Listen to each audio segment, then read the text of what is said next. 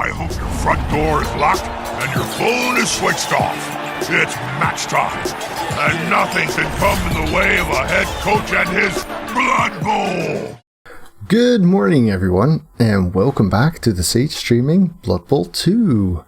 I'm joined here on Discord by RobCap, who asked me to... Hi. He's asked me to help teach him semi-advanced Blood Bowl. He considers himself something of a beginner, and the team that he's going to be playing in his league is Kislev.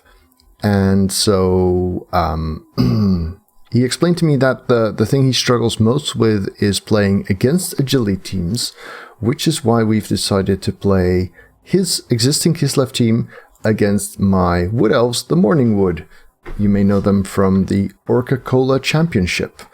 So we're going to run that as a friendly match. Let's see, we're there. I sent you an invite. Okay. Thank you, guys. Yes. So I'll be using Morning Wood. It looks like it's 1520, but it's actually 1660 because of Journeyman.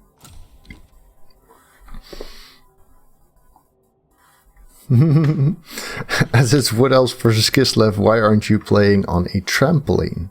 That's nice.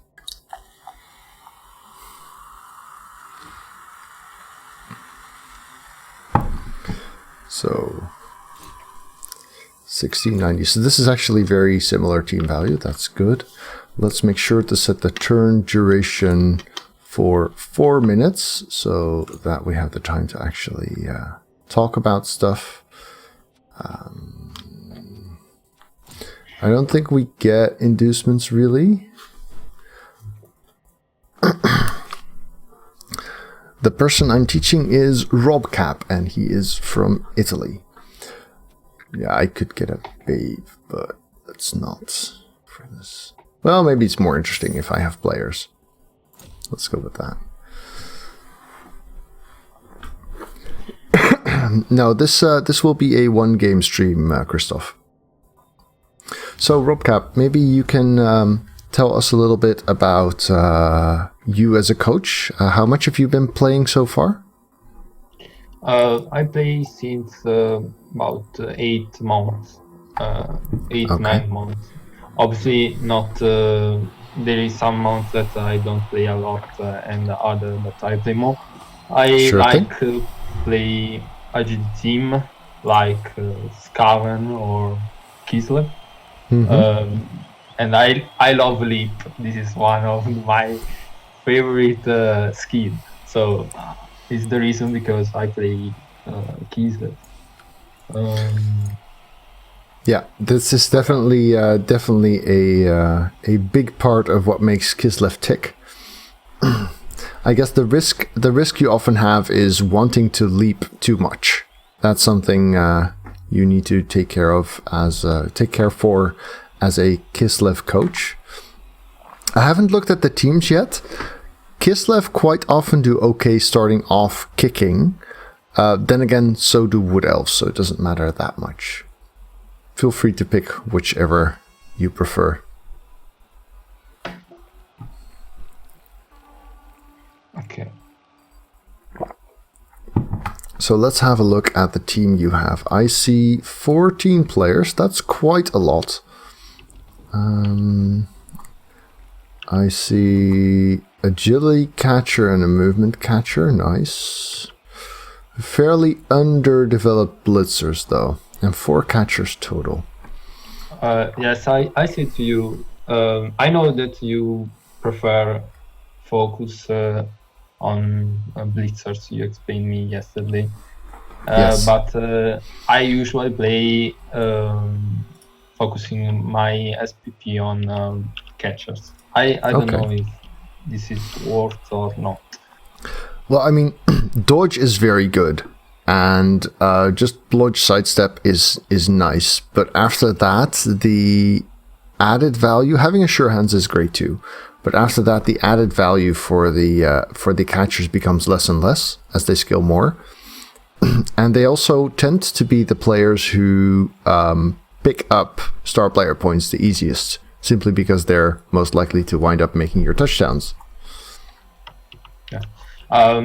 Another question that I wanted to ask is, okay, I don't know every time how I should set up my team in defense, because I see from Knorr this type of formation, but a lot of people say to me that is not so worth as a lineup, and I see from you that you usually set up your team something like these. I don't Yes. remember. I consider the early turns of a drive more about hitting players and dealing damage than about the position. And in this match specifically, if you'll notice, I have a Frenzy War Dancer, so the formation you just picked would have gotten you surfed. Yes. But even if you don't, getting your most valuable players safe and preventing them from getting blitzed is quite important. However, you have 4 blitzers and 4 catchers, which means you can't really protect them. If you have 5 valuable players, then you have like 3 linemen on the line and then a line of 3 covering your 5 valuable players, basically. So that setup that I usually use works better when you have 6 expendable players than if you have only 3. Okay. So I can set up my team also in this way. It's more. Yes. However, do try not to get surfed, because if you remember that game I played against Knorr, I know you watched that, where I had my high team value Kislev and he had his high team value Underworld. Because your blitzers at the front there are technically surfable. It's not going to be easy. I might not invest in it, but it's possible. Also, I would definitely not allow the catchers to be blitzed, like the skilled of catchers to be blitzed back there. I think that's... So the question is really, what do you want to accomplish? I mean, I'm going to blitz one of your good players anyway. And do you think that you're going to be able to stop me from getting past? In this way. I don't know if this is the best formation that I can set up. Yeah. But try. See, the thing is, if I now go and focus entirely on one flank, a lot of your players will have a hard time reaching that. Now, they are fast, but still, it's not as straightforward as if they're in the center. Right. So I'm going to start... do I have a thrower? I do have a thrower.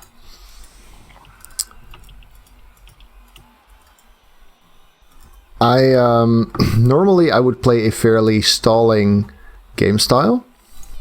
However, in this specific matchup, that doesn't do that well for me, because you have a team that is very good at working against the stall. Let's see, something like this.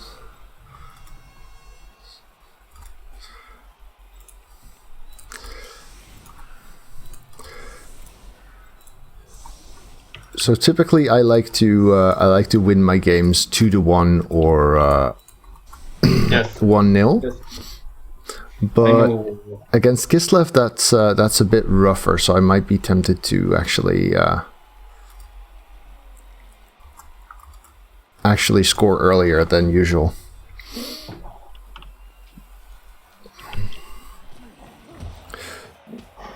So looking at your team, I would think I would want probably more skills on the blitzers. And I wouldn't run 4 catchers. I mean, 2 or 3 would work fine. I wouldn't run 14 players either, because your team is not as well developed for its team value as it could be. Okay, so I should have less player. Yeah, I would fire at least 1 lineman. Okay, first blitzer survives. Also, one thing you really lack, for example, is tackle, which in this matchup might hurt a little bit. Yeah.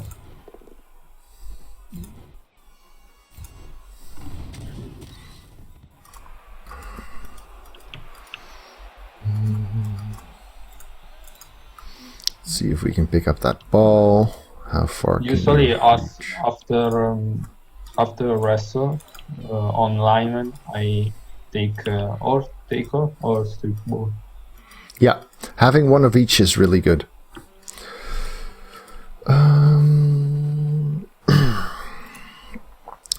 So what you'll see is that I'm not really pushing to score quickly at all just yet. I'm really playing a slow advance, trying to stay safe where I am, because there's no real rush just yet. Oh, that's a push. That's unfortunate.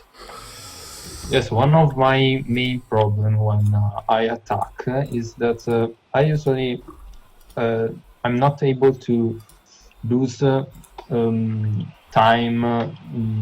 and I usually go for a fast touchdown also if I don't want, because I don't know how lose time in a safe way and go to score in this way. I go for 2-time touchdown in every situation, but not because I want, because I don't know how don't do this.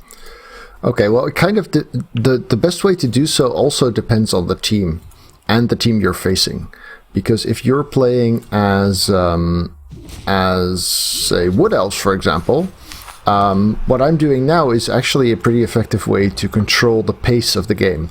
Simply because I have my thrower in the back, whom you cannot reach, and I mean you can't get to him realistically. You can't get to him at all. So you're now stuck with a choice. Either you try and punch it out in the midfield, or you try and pressure the ball. And if you do pressure the ball, chances are I'll just move it somewhere. So given how you have 4 blitzers, I wouldn't be averse to sending one of them out to pressure that thrower. Because simply having a single blitzer in my side of the pitch forces me to do something with the ball. Okay, so I have to take pressure on ball carrying this moment. Yes. Now, you could do so by blitzing my thrower, because that creates a bit of room, but you could also just walk your blitzer who's on the right flank forward as far as you can go in the diagonal.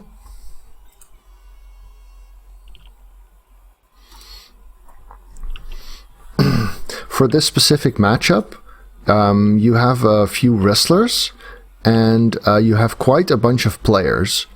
So I would also be tempted to try and wrestle down important players and foul them. Okay.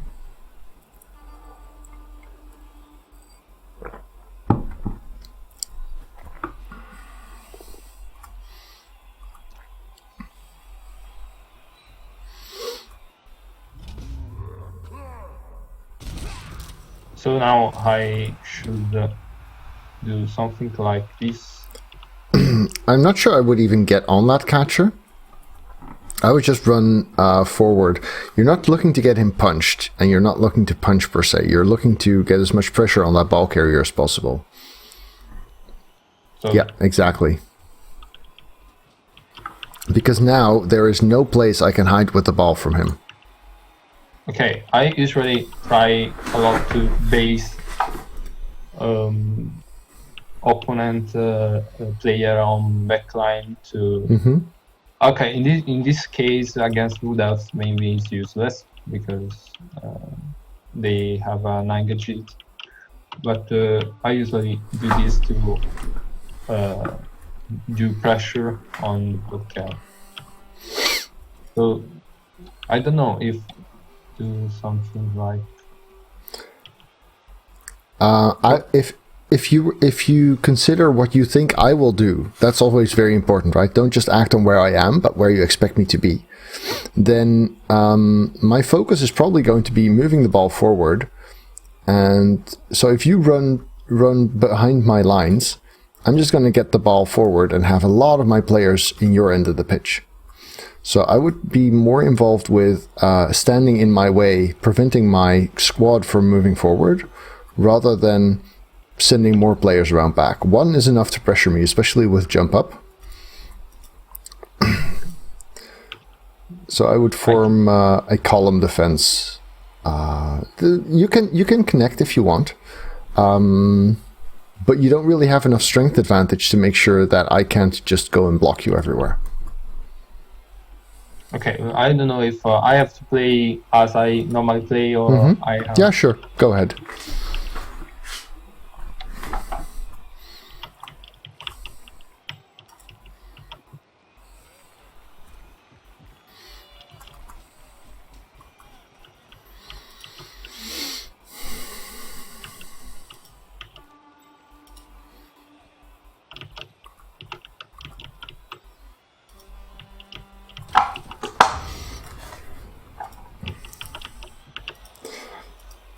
So the first thing I notice is that you're not at all afraid to get on the sidelines, which is not necessarily a good thing here.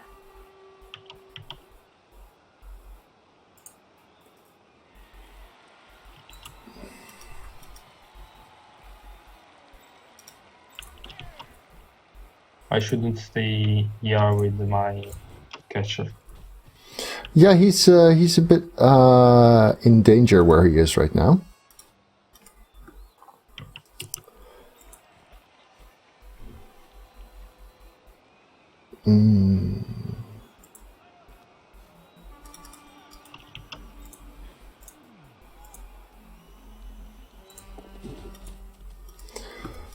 Because 1, 2, 3, 4.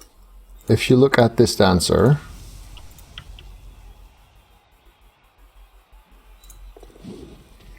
he can do something like that. Oh, well, it's a POW, so you're not served yet. Okay, this is if that had been you mean with the surfing. Yes, pushing your player into the crowd.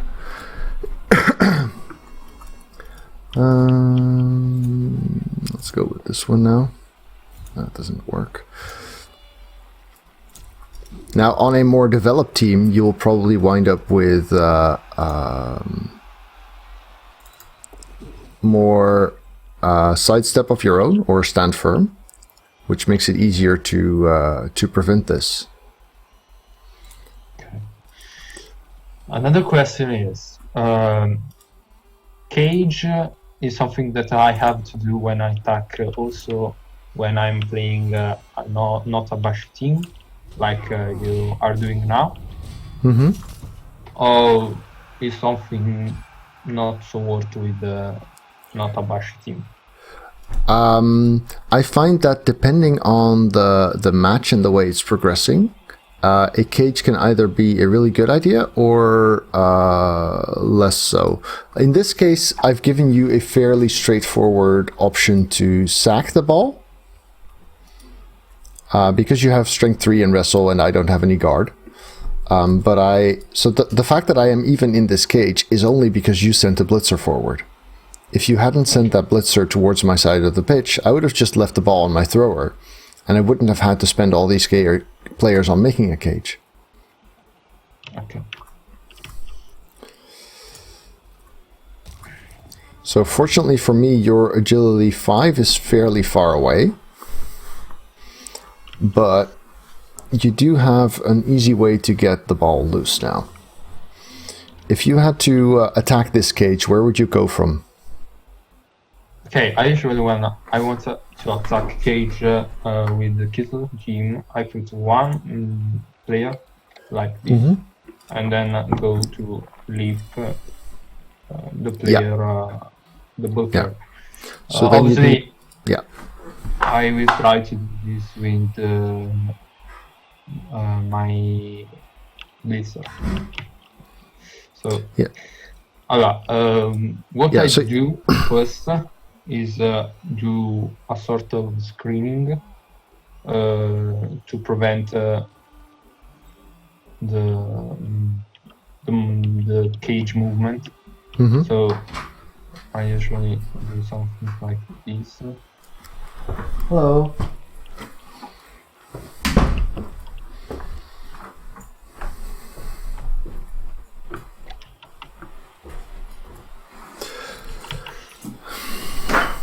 Yeah, so you're worried about me advancing? Yes, and I would try to enter in the cage, but not. So one thing I've noticed is that you've already moved your agility 5 and your movement 8 catcher, which means if you knock the ball loose, you might not have the ability to actually go into a steal. No, I don't understand. Sorry, can you repeat?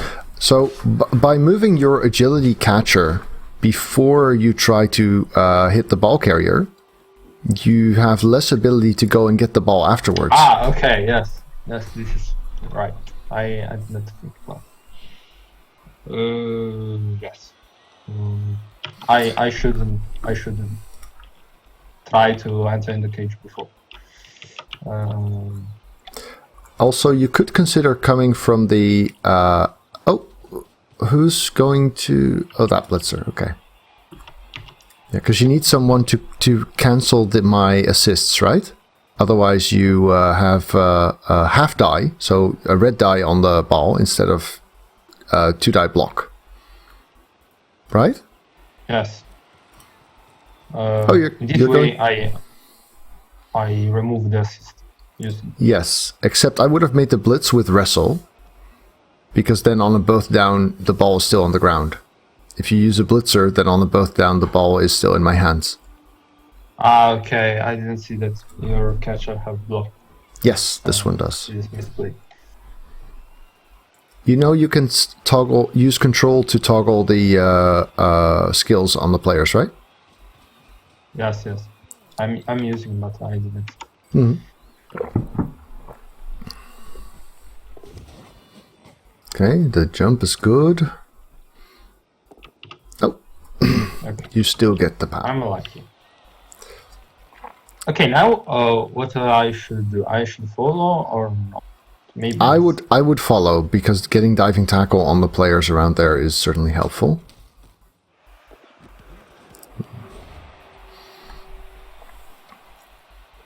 Definitely not a reroll there. Okay, that's an interesting spot.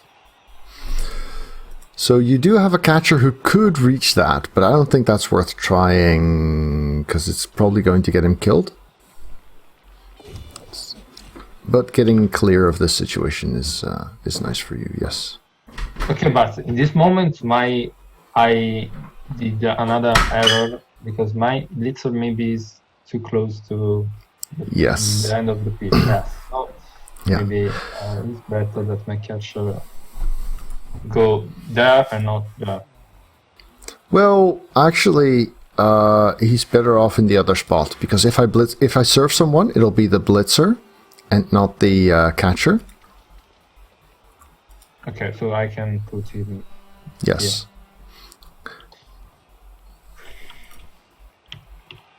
At least now you're not also letting me run past you. But yeah, it's tricky when at team value 1700 you have no sidestep and no stand firm. Because if you have a sidestepper or a stand firm, you can put them in the spot where your blitzer is now and not get pushed into the crowd. Yes. I usually develop my catcher with sidestep, block, dodge, sidestep. One with assurance. Yes, that's very good. Another with the sidestep, and okay, then it depends.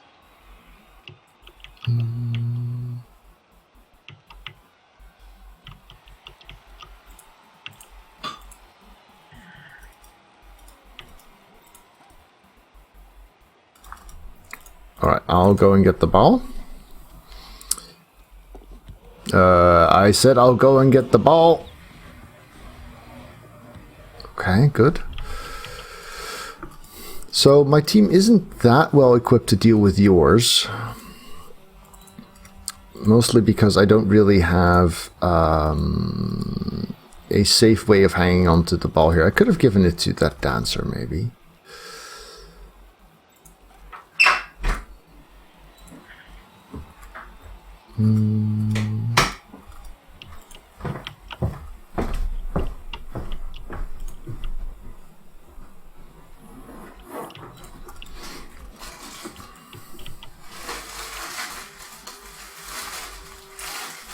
So I'm going to take a little bit of a risk.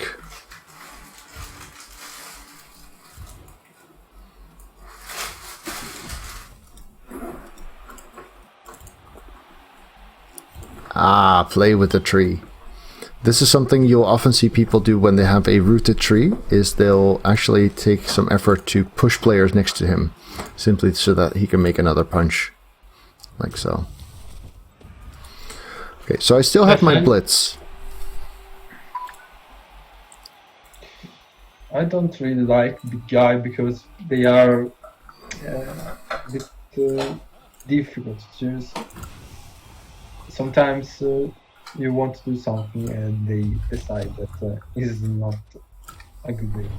Yeah, it depends a lot on the big guy. Some of them are really bad, some of them are really good, and some of them are okay, worth taking, but also fine with skipping. I consider the tree in that last category. Really depends on the teams you're facing.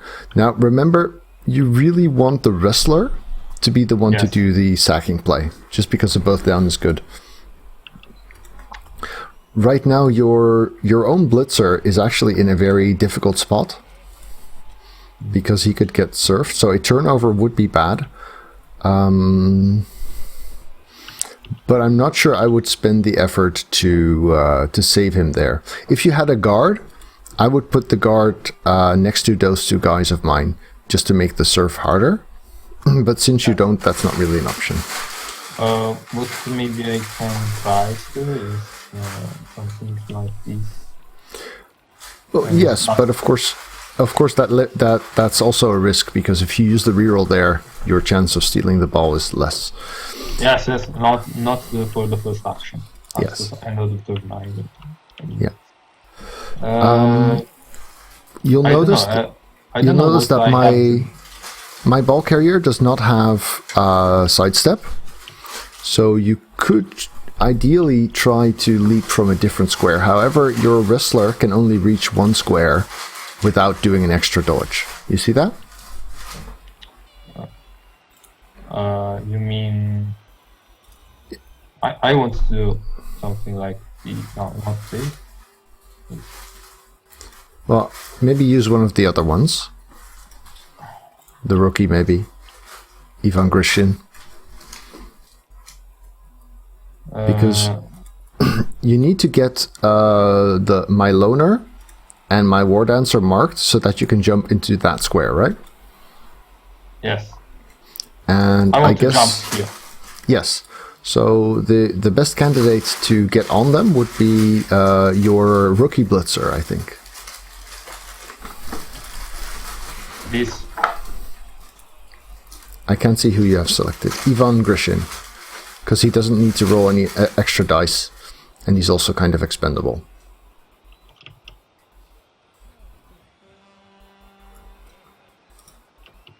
This way. So I would put Ivan next to both my loner and my dancer. This one. Yes. Now, since your blitzer is prone on the ground, you might consider getting him up as well, just to have more players to annoy me. So I have to stand up here. Yeah, and you can get next to my players if you want. This one? Yes. I don't think this is a good. I'd keep him. Because you might be able to hand off the ball to him at the end of your turn. Okay. Stand up here. Let's. Yes. Okay, leap is good. I'd say this is worth a reroll. Roll. Ah, there you go. Wrestle paying off. So now the question is, where's the ball? Yeah, since you have an agility 5, I think that's worth getting. If you didn't, I wouldn't have tried. 1, 2, 3, 4, 5, 6, 7. It's tricky though. You'll want to get it safe, but there aren't many spots to get it safe. Also time, you have 12 seconds.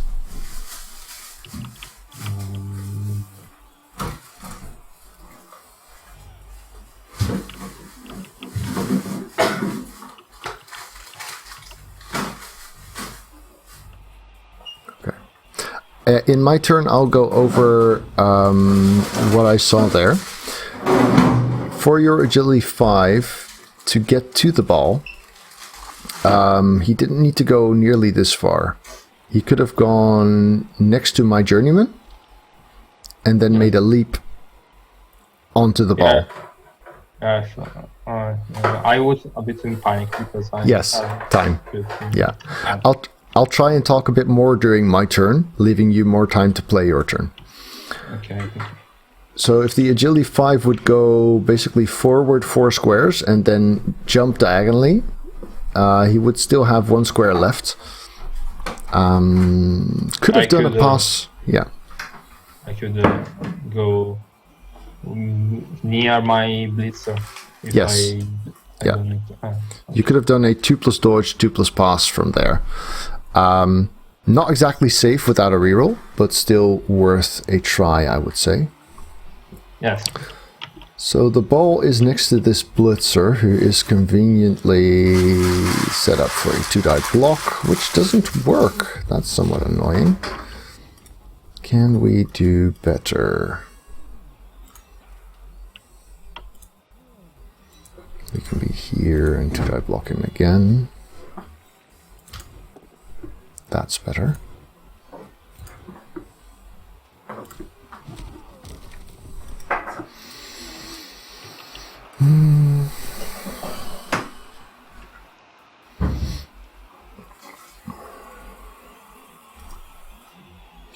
If we are here, we'd kind of have to score there.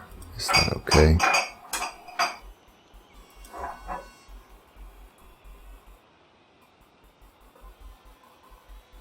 So, going to take a bit of a risk again, because it's fun, and because it might produce some interesting options for you as well. So the reason I'm here, and I'm handing off in a tackle zone, is to provide an extra assist on this block. Do you see what I mean? Yes, but it's really risky. Yeah, it is risky, yes. But I changed. That's sad. Didn't get it again. So the point was that if this is a push, then the frenzy block would have only 1 die because of your catcher standing behind there. Yes.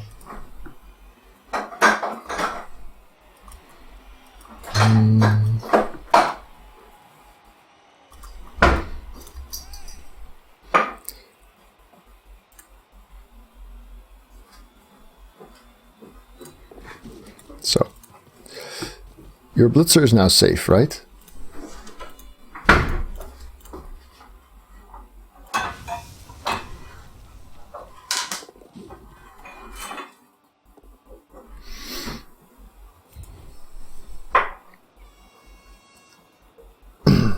So I hope you see that by making use of sidestep and squares, you can actually do quite a bit to get rid of players. Was really helpful in this situation. Yes. So simplest take-home message is that against Frenzy, sideline play is very scary, and you want to make sure that you can do it safely. Right.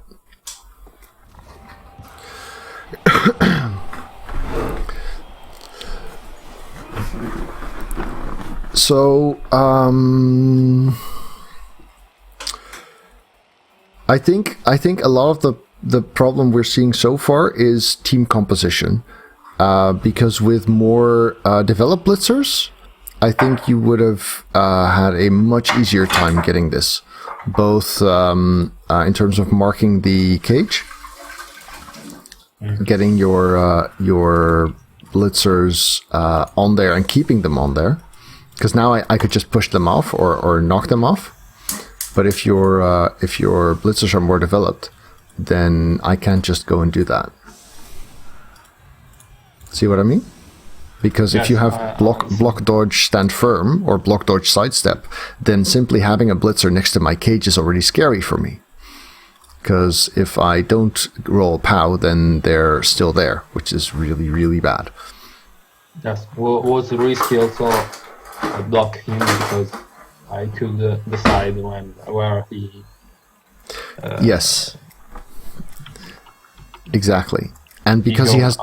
Yes, if you sidestep into my cage, then I suddenly have a diving tackle player next to my ball carrier, and that is huge. It's less huge against elves than it is against slower teams or less agile teams, but still it can be a massive, massive advantage. Okay. Okay. Now I want to ask you one thing. When I'm attacking, yes, I usually do an asymmetrical attack, and I usually go rush the sideline because I say to you, I'm not able to lose time when I attack. Yes. I usually go for 2-time touchdown, but not because it's something good, but because it's something that I consider safe. Also, if it is not safe, because I usually take a lot of risk to do this. And this is one of my best problems. Also because usually my opponents don't use this type of lineup, but they usually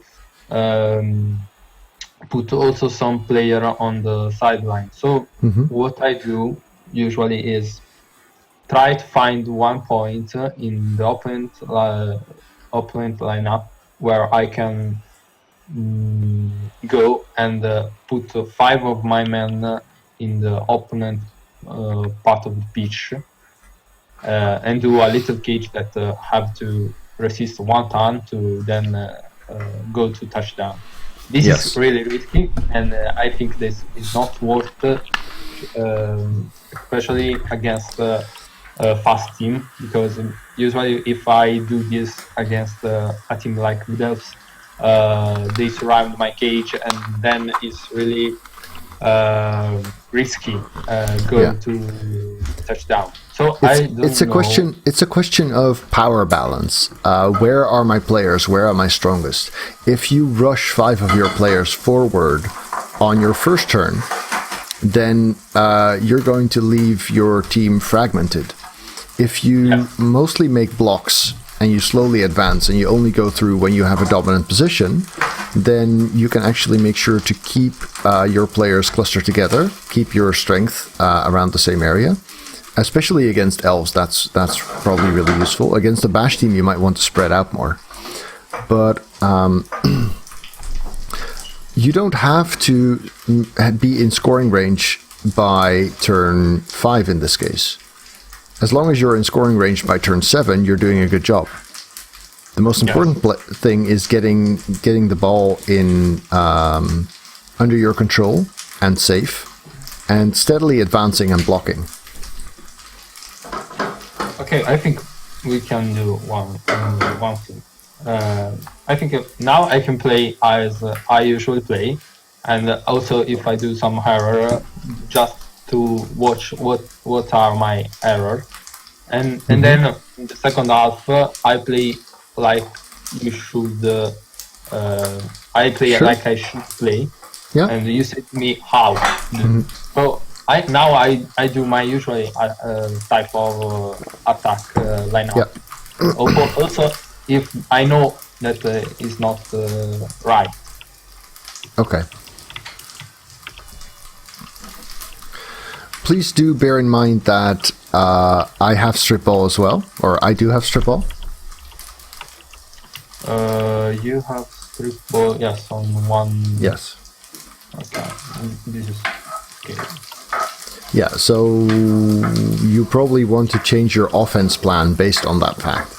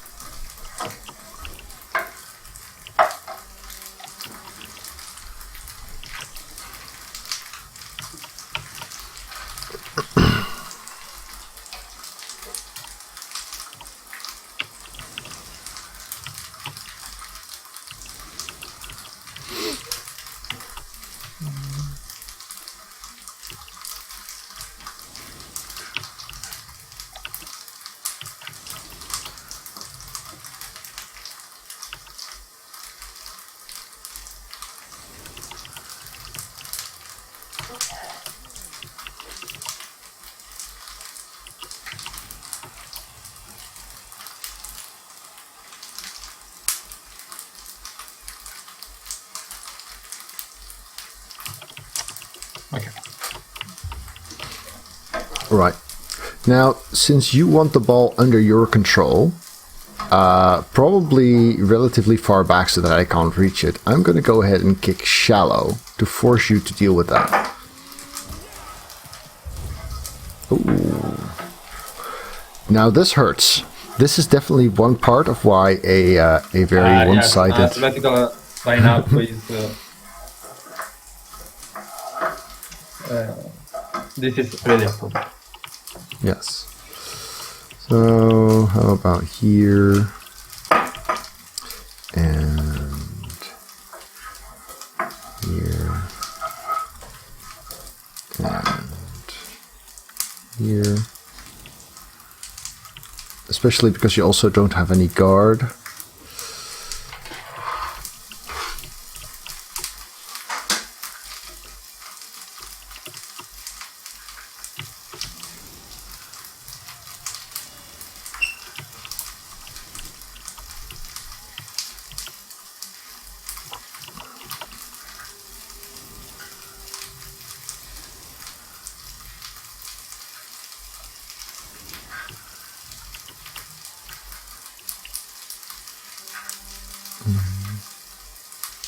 So I'm going to give you a very, very front-oriented defense. Let's see how you... At the moment, I'm not in a good situation, so... Yes. You know that you could take the ball. Yeah, so... With a very fast team like Skaven, you could actually take advantage of this and try and get the ball very, very far into my half so that I can't reach it. But since I have 3 catchers and 2 war dancers, you don't really have a spot that you can get safe in my end of the field. Which is why I can afford to push forward so much.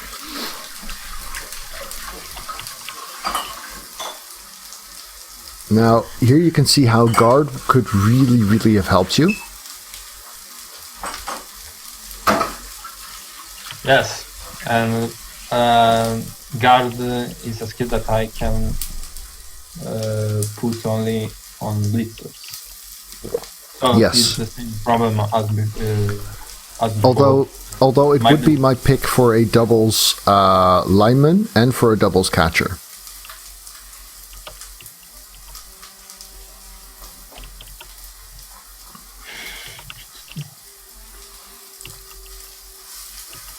You could get a 2-die block. Oh wait, no. I actually prevented that. I really wouldn't be willing to blitz the guys on the sideline, simply because I have sidestep and frenzy and you have neither. So that will get you into trouble. So you're going to have to work your way through the center. And my lineman Goat would be the most obvious candidate, since he's the only one you can get a 2-die block on. And actually, Vladimir would have made a good one to blitz that with.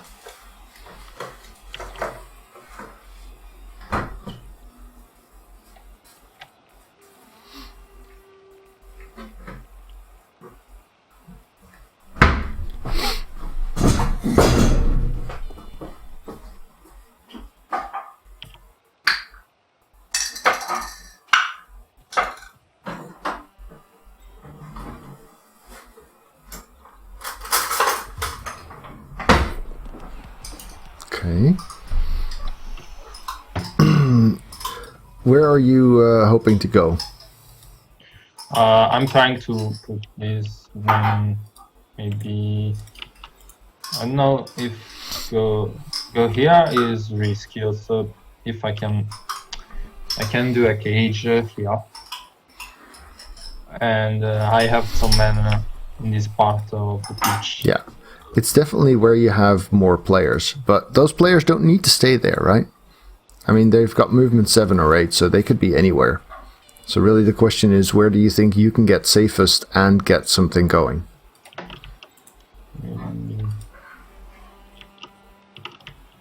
Here. I can do a cage here, maybe.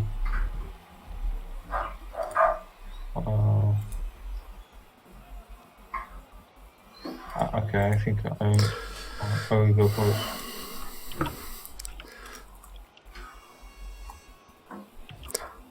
You've got about a minute left. The part of the problem is that if you're caging, then you'll need 5 players away from the front lines, which will leave you very little room to advance. Yes, I know. Now my cage is too far from your touchdown line. Yes.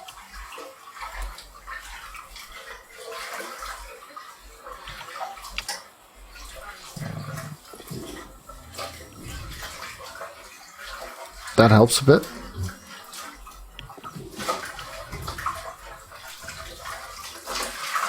Yeah, this is very good. The way you now screen off your cage makes it a lot harder for me to get a good sacking play in. I like that. Yes, that was playing. Still possible, maybe, but more difficult.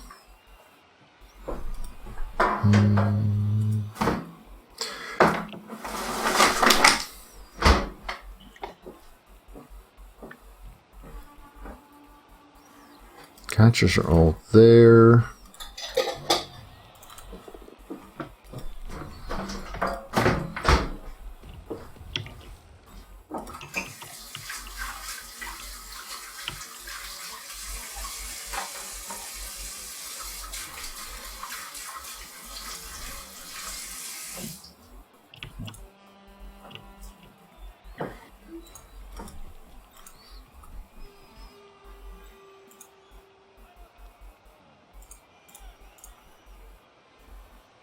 Let's try something.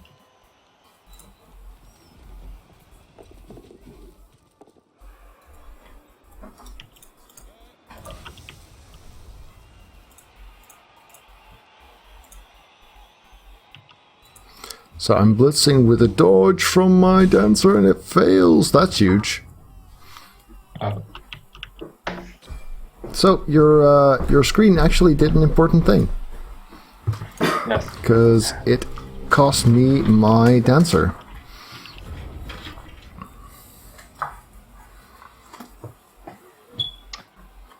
Another thing that I never done is when I have an injury in this part of the game, so in the first half, and it's not an important injury, so my player simply missed the game. I never use my apothecary. Also, well, next games are the worst apothecaries. Because on a badly hurt, you automatically get your player back. And on a serious injury or a death, you might be able to save the player.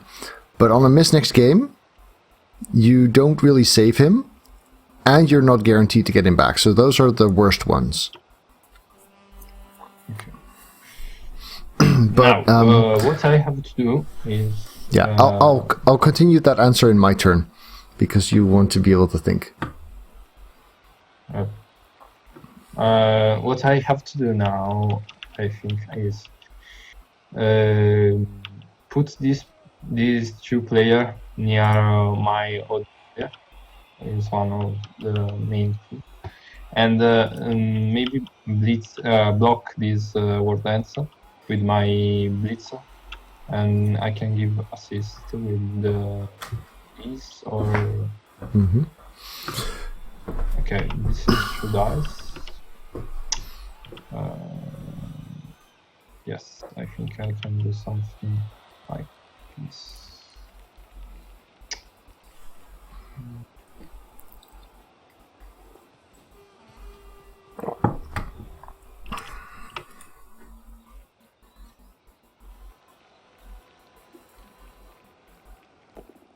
Oh, that worked. Okay, you have sides. I forgot. Yes.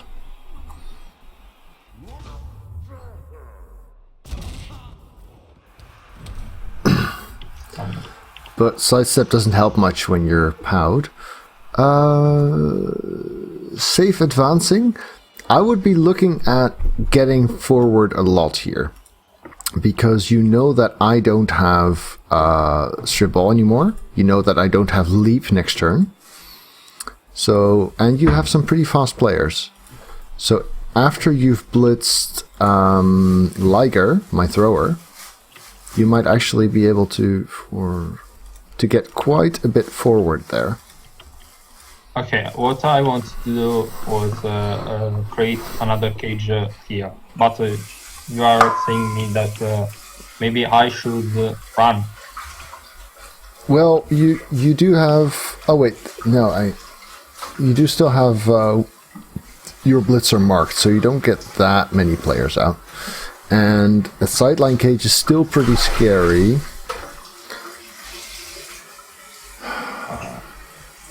Yeah, the thing is, right now you've got my players quite far away.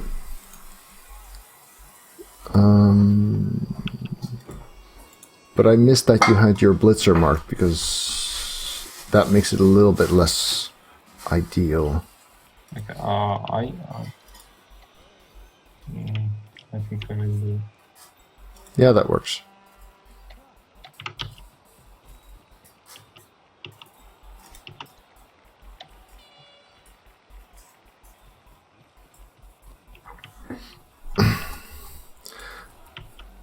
Don't forget that you still have your blitz as well.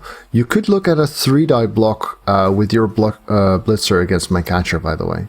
Since you've already got effective strength 4.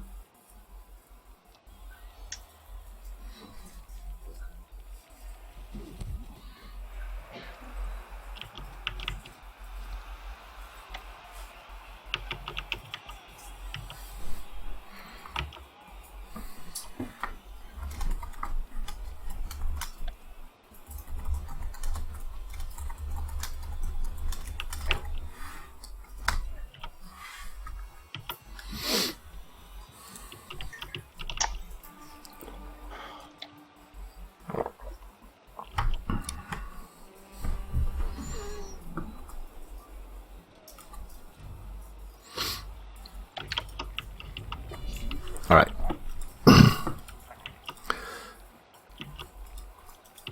So getting into a situation where you'll be able to score easily is going to be a bit of an issue here, I think.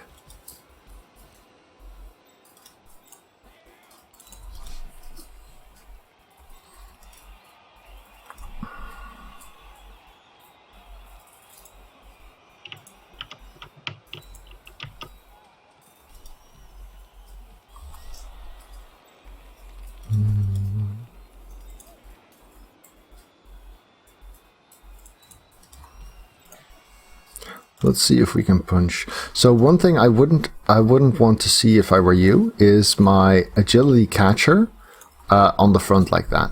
Because even though I currently lack tackle, because both of my dancers are out of commission, I've still got block here. Or a POW. And this is a player that is very, very valuable to you and that you'll want to protect.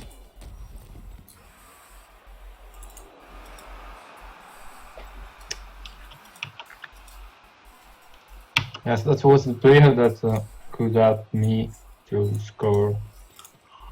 Yes, a lot. Somewhere. Yes, absolutely. For example, if I have to develop more this player.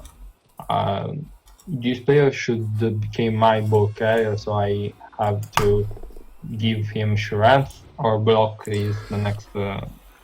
I would go first block, then sure hands, then sidestep on the agility 5. Sure hands is very, very good though. Sure hands is excellent on a agility 5 because your agility 4s can already leap on the 2+, they can already dodge on the 2+. So really the added value of the agility is mostly in the pickups in the tackle zone, which Kislev do a lot more than many other teams.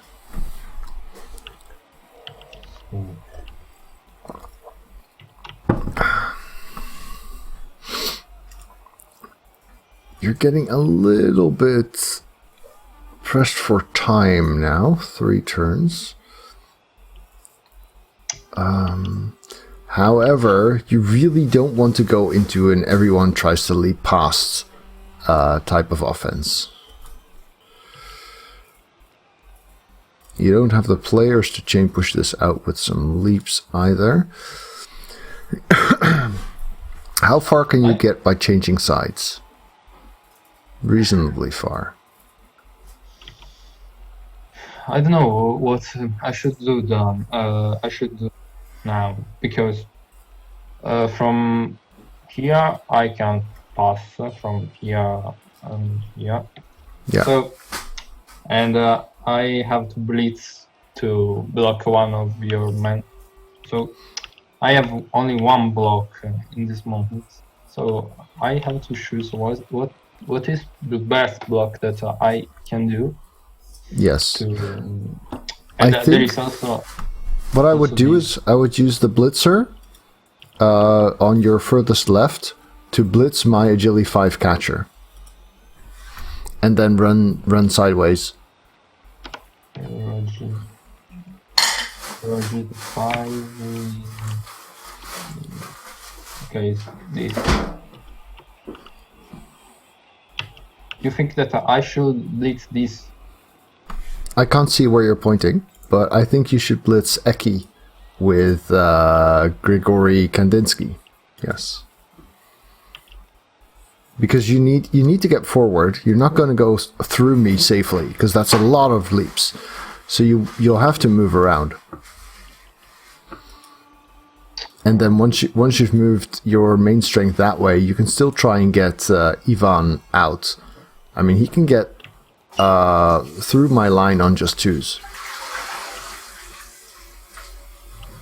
You've got about a minute and a half left.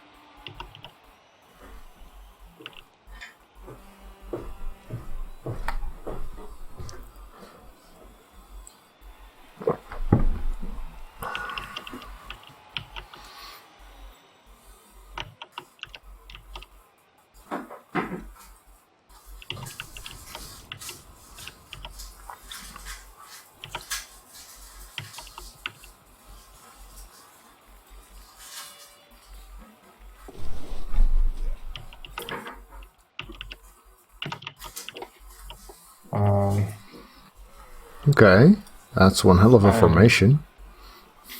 Yes, I'm trying to prevent your leaking.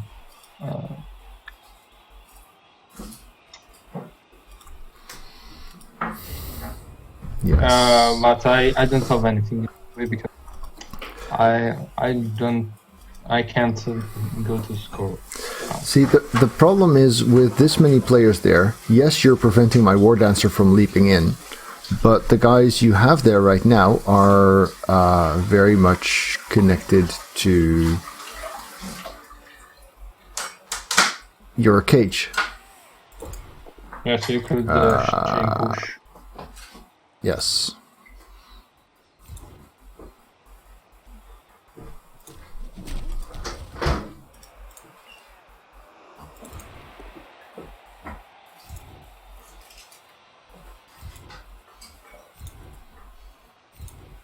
Something like that, for example. So then... Now, another of my cash is yes. dangerous. And the ball itself. Okay.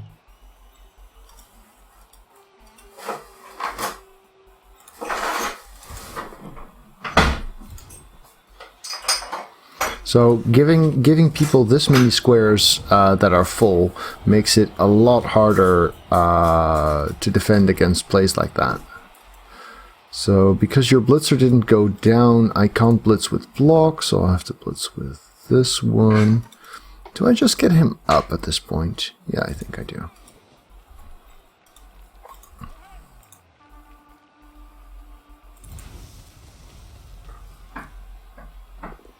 Oh, that only half worked, because I've already spent a reroll.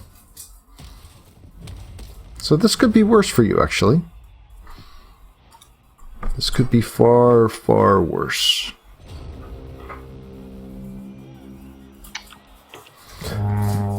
My 5 ability is here. Turn 7 is pretty crucial, though.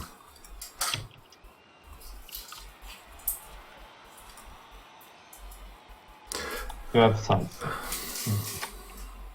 First thing I see is that your prone blitzer has a jump up block against one of the guys marking the ball. I think that's worth trying. No, not blitzing, a jump up block. Jump up block. Yes. Because then you still have your blitz to remove the other guy marking the ball.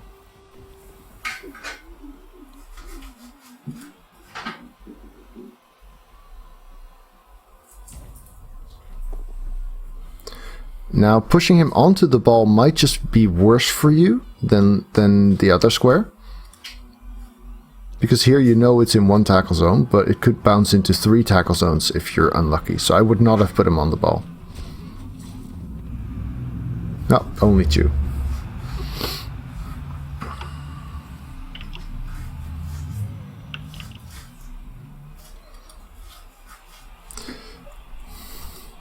You do have the agility 5, but that's scary. Yeah. I want to blitz this before and come with. I think there is no a way to blitz this man. So this is. I could do this and I'll leap maybe. Yeah, or leap first and then dodge. The problem is that you really want those guys out the way, and by choosing the square where you put him, yeah, I really think you would have been better off not blocking him onto the ball, because then the ball would be in 1 tackle zone. You could have easily gotten it. No, I don't understand. You chose to put my player on the ball, moving the ball. Yeah. If you had pushed my player in the other square, the ball would have been where my player now is, which is in 1 tackle zone. You could get there on a 2+2+ with a dodge and a leap.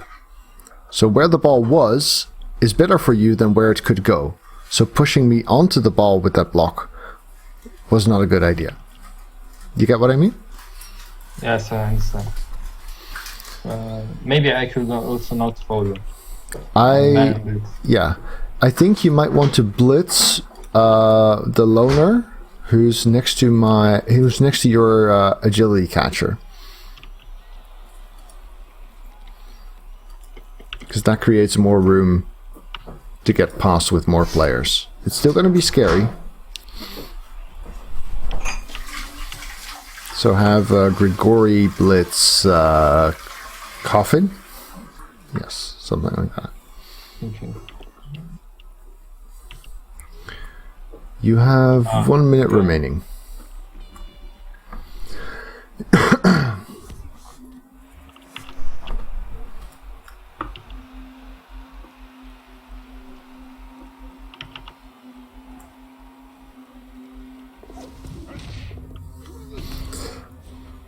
And part of the reason why I suggested that blitz is so that this would not be a 3+ dodge, but you could just walk here.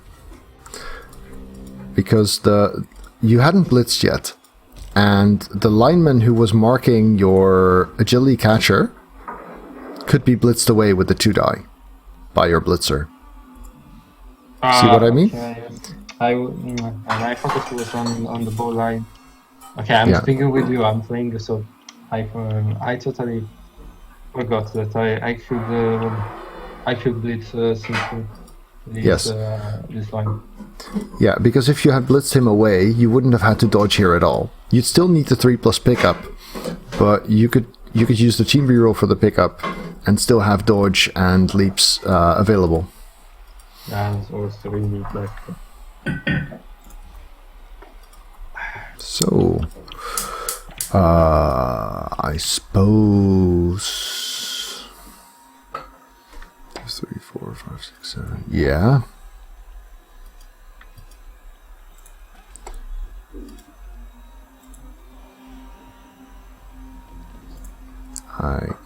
Can we chain push this in a sensible way to save us a square there?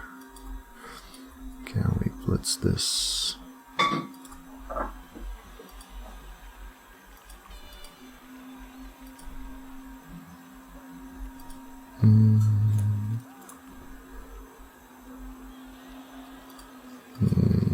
Yes, we could.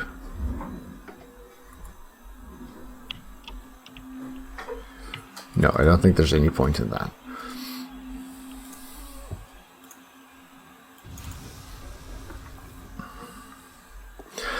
It is a preparation for something, because RobCap is going to be playing Kislev in his new tabletop season, and I think you played Skaven before that, right? Right. Yes.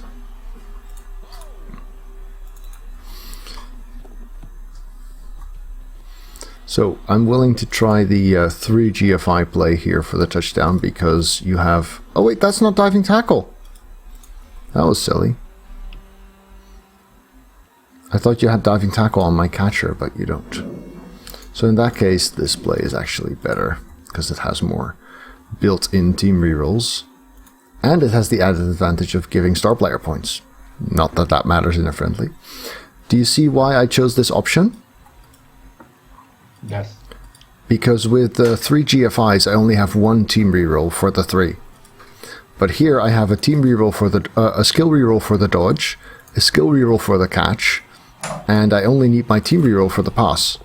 So there's fewer chances that this will go wrong because I lack a reroll by the time I do something. Okay. I understand.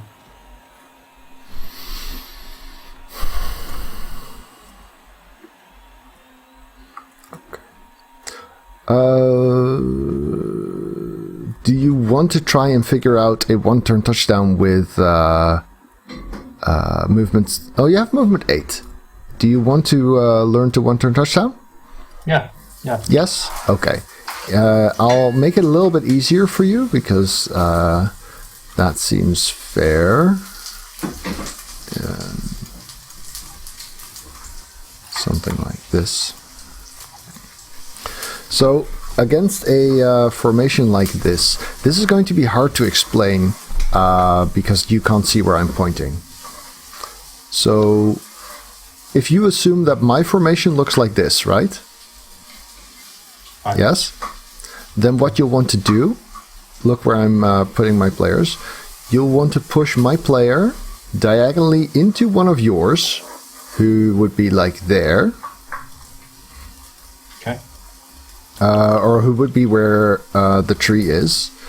So he would be pushed into there, so that he could be pushed forward. Do you see what I mean? So you don't chain push yourself into... you don't chain push yourself forward directly, but you chain push yourself into another guy of yourself who gets chain pushed forward. Because that way you can go forward without sidestep. Okay, I don't know if I understand. Yeah, You I have get. stuff. Yes, I have sidestep, but you wouldn't. So I'm trying to explain this to you in mirror image by placing my players because you can't see where I'm pointing. Okay. So your first blitz goes into my player. My player goes into your player, but not the one who's scoring, not the movement 8. My player goes into someone else, and that guy also gets chain pushed into your movement 8. That way your movement 8 can go forward on the first block without having sidestep. Because every block or blitz can only change your direction by one 45-degree angle. Right? Okay. So the first one goes from here to there, but he pushes into the next one who goes from here to there. Okay. I think I have understood. Okay. So, long story short, you fill up a lot of space around these guys, and your first guy pushes into... my first guy pushes into your guy, who pushes into the movement 8, who gets pushed forward. Make sense? Okay, so I need two guys. One is the first that have to be pushed, and the other is the Movement 8. Yeah. So you could that put the have to be in chain push. Yes. So the movement 8 could be one square in front of my journeyman. And the guy who gets pushed could be one square in front of the tree.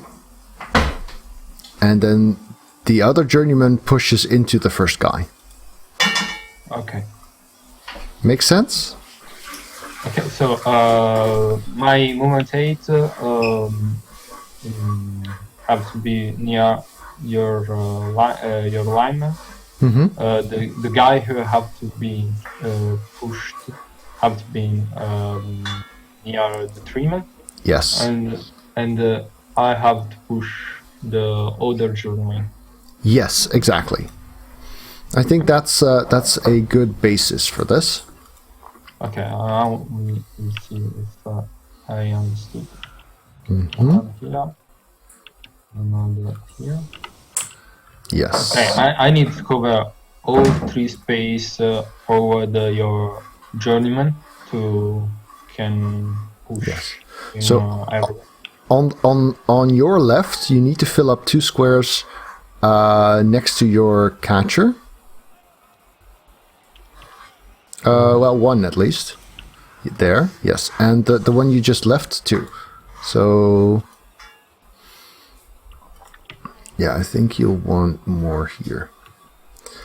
You only need 2 players on your right, the blitzer who's giving the assist, and the one who's actually blitzing. Okay, we can say that the player who have to blitz can be this, could be this one. So if you blitz my lineman, my journeyman, what you'll need is to fill up the squares behind your movement 8 and behind your blitzer there.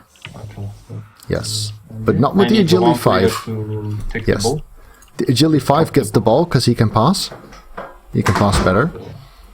So okay. Yeah, sure, that works. I have fill up. Yeah. This could be good. You don't need the catcher where he is now. What catcher? Viktor Voronin. Because if you look where you're going to blitz from, you've already got your chain pushes. This. Yeah. So then the question is, where do you fill up what?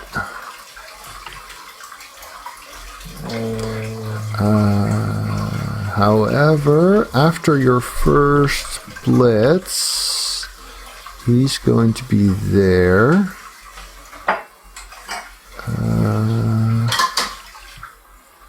Yeah, you'll have plenty of assists there. I would leave the catcher a little bit more forward. So the one square on the front line, you're going to have to fill that up anyway. So I would put your wrestle lineman on the front line next to the other wrestle lineman, and then put the catcher in the square he left. I think that works. I always figure these out on the fly. I have to move this, yeah. Oh, yeah, well, the other one can go one forward now.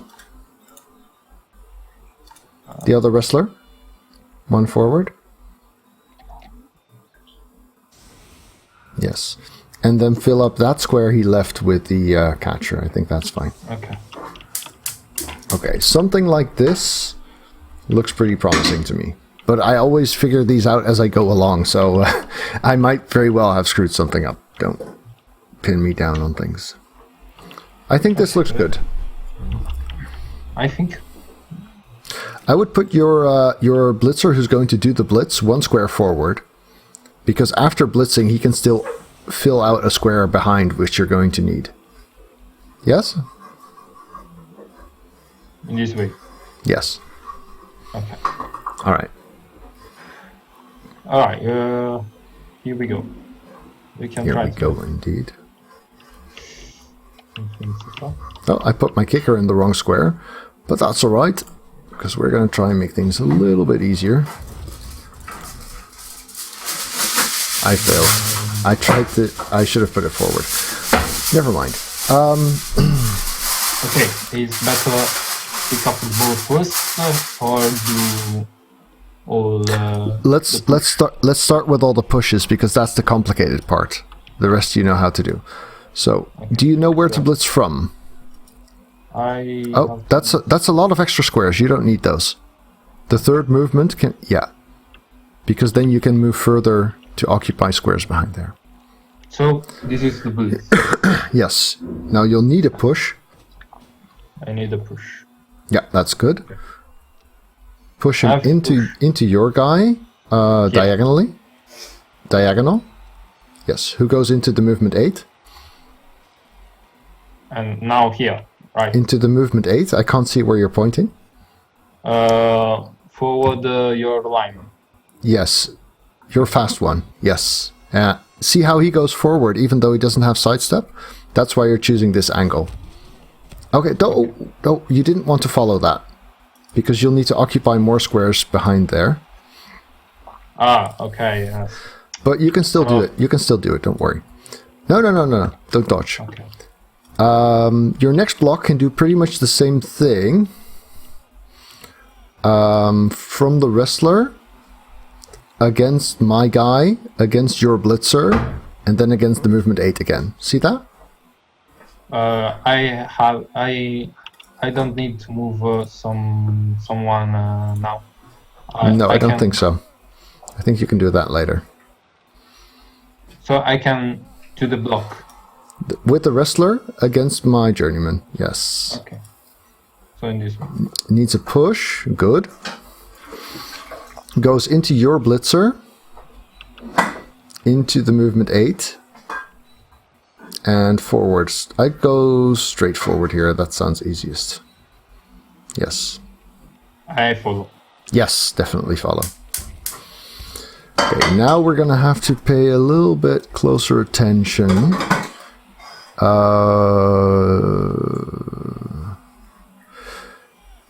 Yes.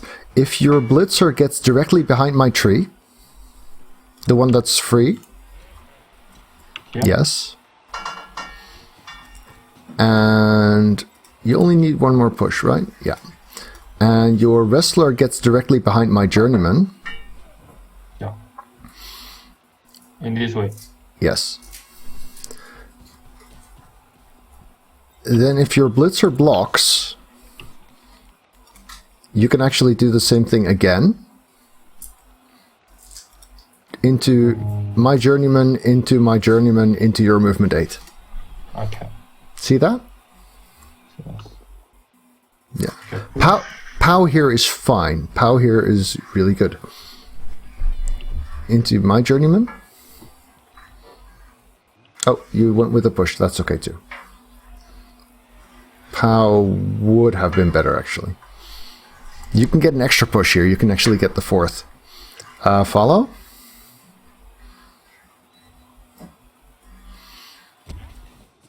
Because right now, you can move your catchers around to fill up the 2 squares next to the catcher who's going to score, right? So one here. Mm-hmm. And another here. Yeah. No, no, that don't work. Look where the blitzer would push him. Okay, blitzer have to. You're ignoring the central journeyman. You're focusing on the journeyman. Yeah. Yeah. Yes. Yeah. Okay. Now your blitzer can do the last block. 3, 4, 5, 6, 7, 5, 6. You're not going to get a 3 eye scissors. Okay. Unfortunately, it's a push, but as you can see, you've now pushed yourself forward 4 squares. Yes. Yes? Which means even if you had movement 7, it would still be possible. Yes, actually. So, It's going to be a tricky pass, though. now I have to pick up the ball. Yes.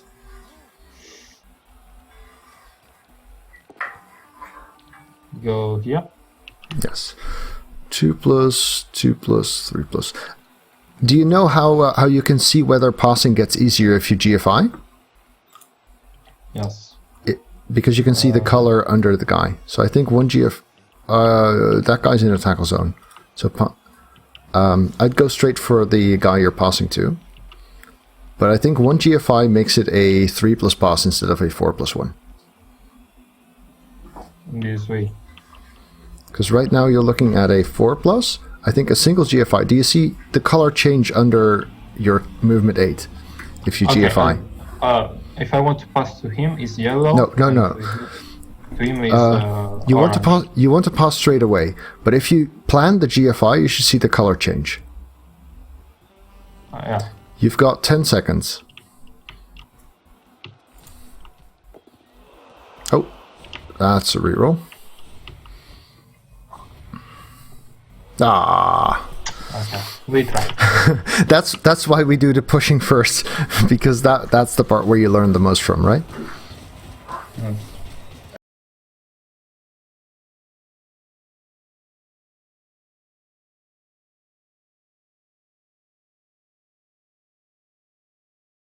Okay, but the important is the movement, not the pass is something. Yes, exactly.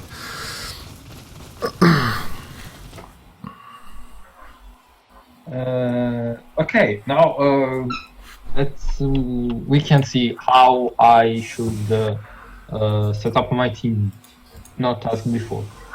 Before I do my asymmetrical attack, and we see that is not properly, not good. What if you were at my place? How you will set up your team from my team? Okay, I would put 2 guys next to my journeyman diagonally, and no one next to the tree. Or, yeah. I might leave a dodge catcher next to the tree, because he can dodge out again anyway. Because I would want... If I'm playing against Wood Elves, especially against an 11-player Wood Elf squad, I want to throw as many punches as I can. Okay, so first you in this way. I would... So Kandinsky is in a good spot. I would put Vladimir in the symmetrical spot from that. I don't understand how I have to move the catch.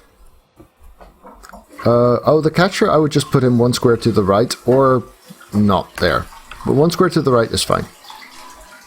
Because then he's yeah, this works. You can also put the catcher, or anyone else really, on the outside squares that aren't occupied.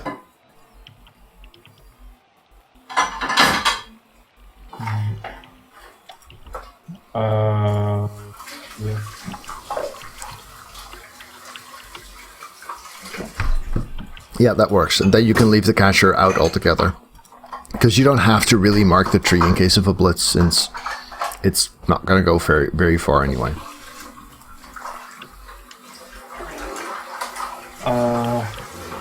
I have to put someone on the sidelines. Yes, if nothing else against the blitz. I would expose the wrestle catcher in case of a blitz. And not too far to the sides, because you don't want to get surfed if there's a blitz. Right? Okay. So I can put Yeah, it's a real shame I can't point out the square. I wouldn't put him on the line of scrimmage, because on a perfect defense he's unable to act. So I would put him one square back from there. Yes. And same on the other side, except probably with a blitzer. I'm watching your streaming now. You can. Okay. Yes. There's a bit of a delay, but that might be good. So I would put a guy there, and then diagonally behind him. Something like that works pretty well. Another one diagonally behind the wrestler.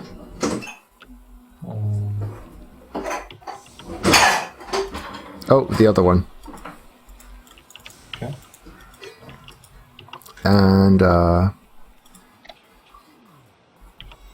your blitzer doesn't need to be on the line, really. Or if he is, then your catcher doesn't need to be next to the tree. My catcher? You have 4 people on the line. You only need 3. Okay, so this can... Yeah, that's fine. And to catch right here. Maybe this is my move and 8 catcher, so I can. Yeah, this works. Okay, this is a type of lineup that I can use. Yeah. This I would want the agility 5 one square to the right. Yeah, way better. So you've got catchers here and there. You've got a bit more players here. Let's put it there. That looks like a nice spot. You get a reroll. So I deliberately kicked to the side where your catchers weren't and your blitzers weren't. Because that, I think that gives you the most trouble in your drive. You definitely want to make both of the 2-die blocks against my journeyman. But you also want to secure the ball. I think the simplest thing would be moving your leftmost wrestle guy 1 square forward. My wrestler guy? The left one? On the sideline. The left one, yes. Okay, yes.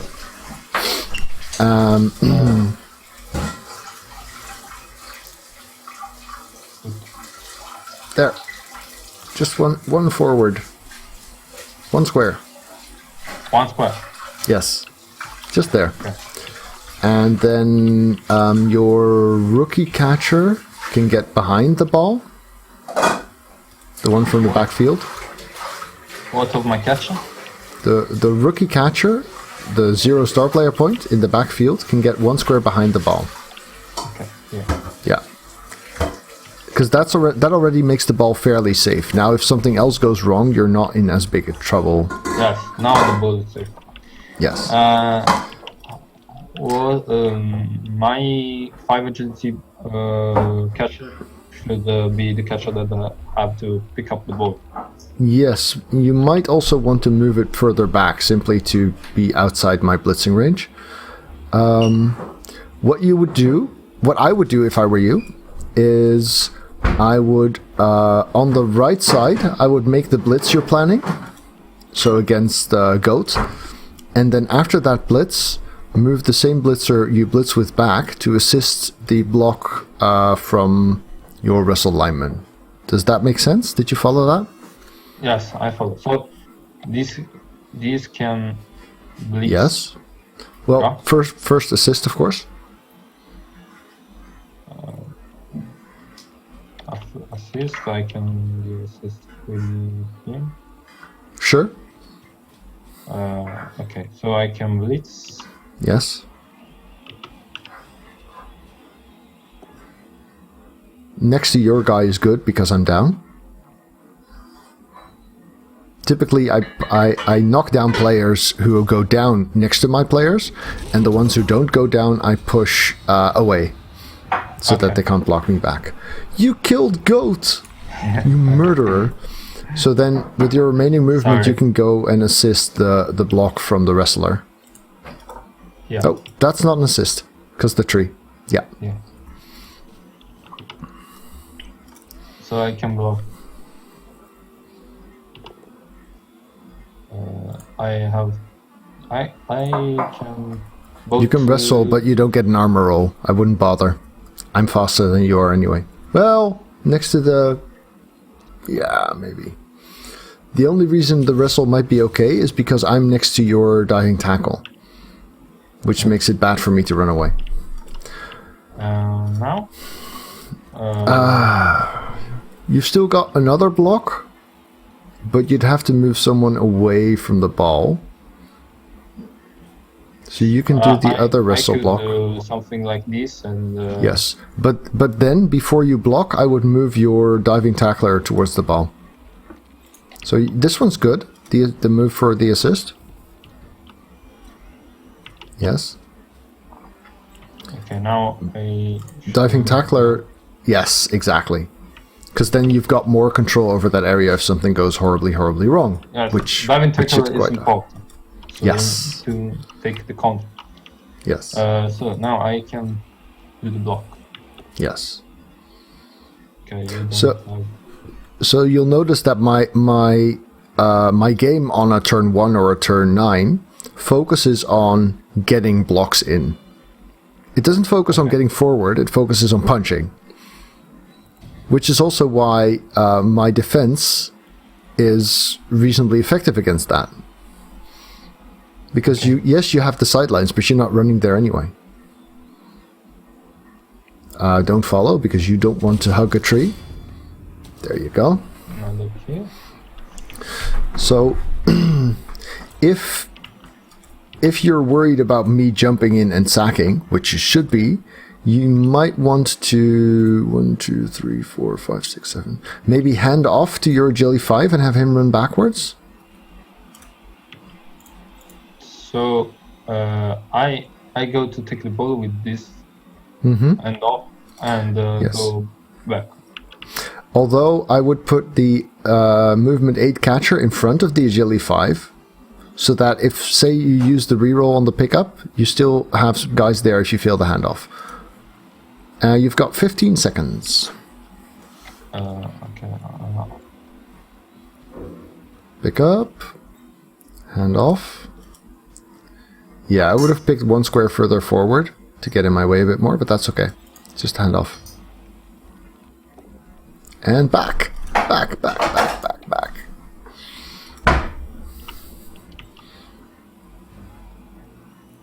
Yeah, this works. All right.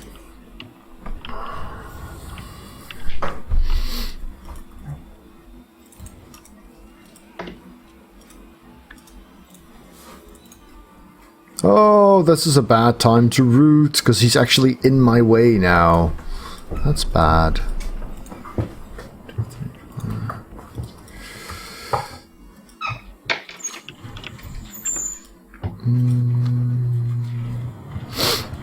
Yeah, if this had not been the case, I would have been much more tempted to rush forward and hit your guys there.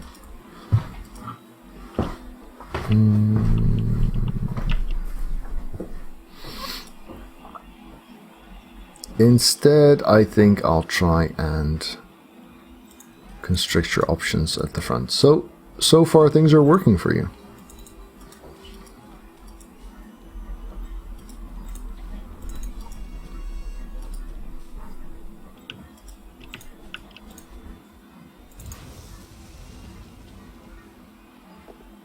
Here, you go play with the tree. That seems like a good idea. Oh, that was the frenzy. Sloppy. I meant to blitz with the other guy. We don't make mistakes. We just have happy little accidents.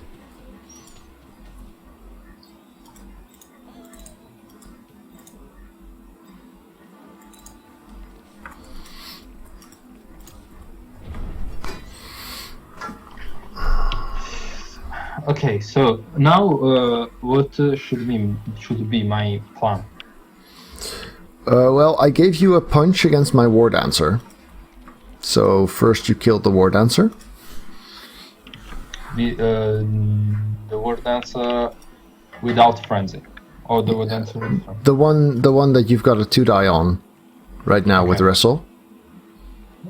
With wrestle, okay. Yes. Pows are nice, but both down is also fine. Yeah. Too bad. You have sides. Yes. I stay. Because... Yes, then you assist for another block. I should try to block again. Yeah, but you might want to move your wrestler first. Because if I go sideways, then he can't move anymore. Then again, you can block him then. Yeah, it's okay. Yes, I would. Because this is my best player. And it's also the best threat against the guys you have in the back. I have to move my wrestler one forward. No, you can keep him there. Because if my dancer goes next to him, he can just block too. Okay, so I can block. Yes. There you go. Okay. That's how you do it. So if I'm super aggressive here, then you might just want to go and foul that. Maybe not on a stun. Especially not when you're 2-0 behind, because you need to hurry. Okay. Okay, now my plan is... okay, I knock this War Dancer. How I can score now? Well, you want to advance along the right, I think, because the middle is too filled to really safely advance.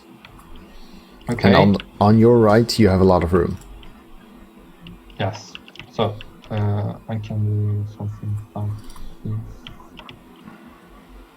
Yes. Okay. That works.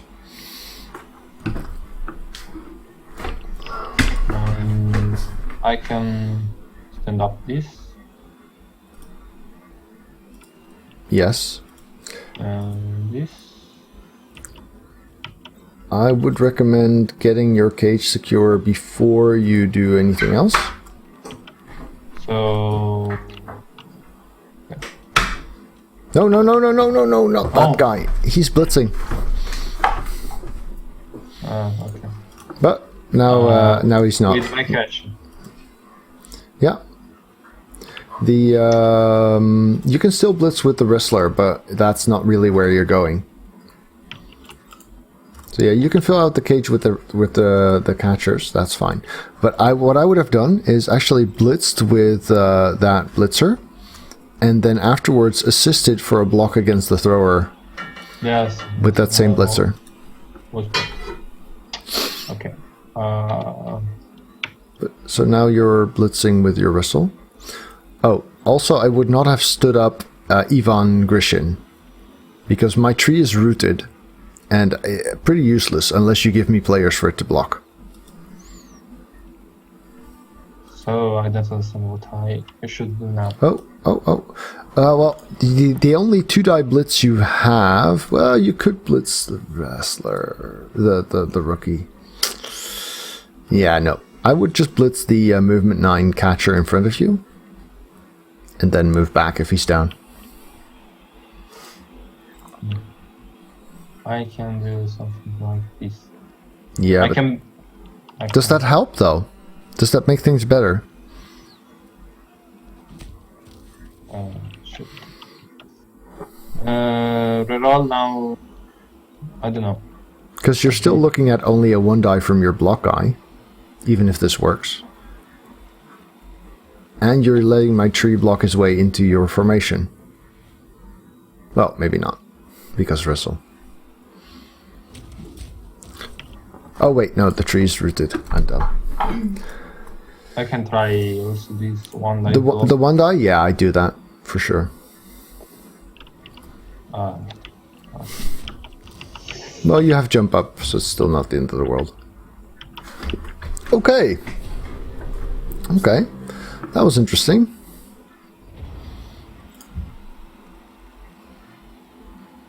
Do we have sure feet? Yes, we do.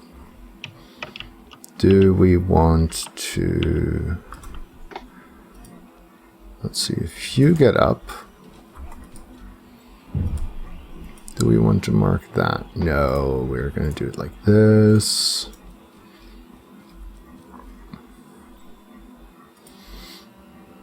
Can't get on that guy, can we? Well, we could. Yeah, I like that. So the reason I'm making this move... Yeah. Can you see why I'm doing that?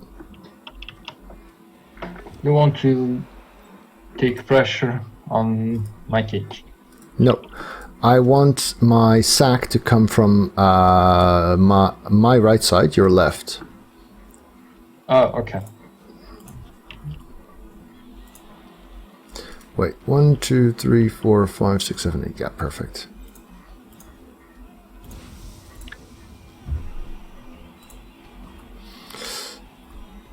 Because then it's easier for me to retrieve it afterwards.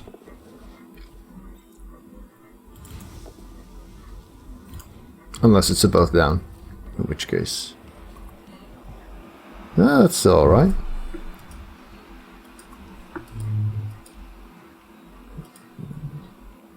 That is not good for me.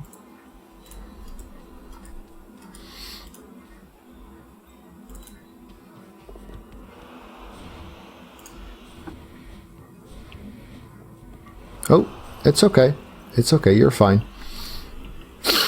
Ish.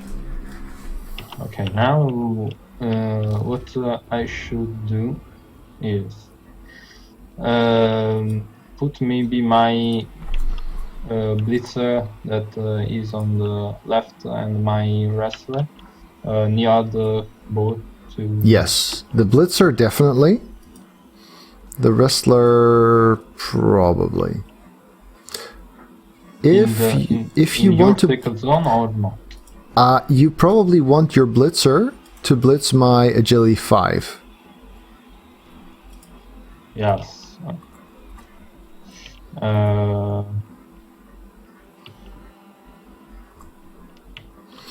Is the first things that I want to do? I think so, yes. Okay. Good. And I can stay. Yes.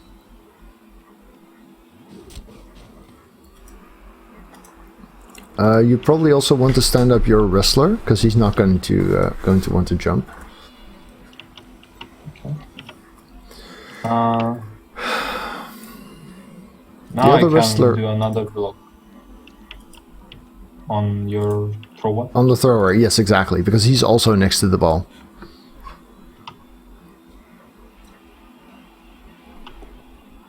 Oh. This time I would put him onto the ball, because now it's in 3 tackle zones and you want that to be fewer. So I can push him on the boat? Yes, this time I would.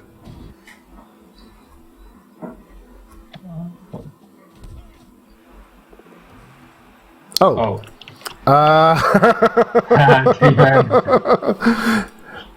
This changes things a little bit. You've already blitzed. You've got a half die. 3, 4, 5. You're not getting a 2 die unless you knock down that guy. Yeah. This is a big problem. Yes.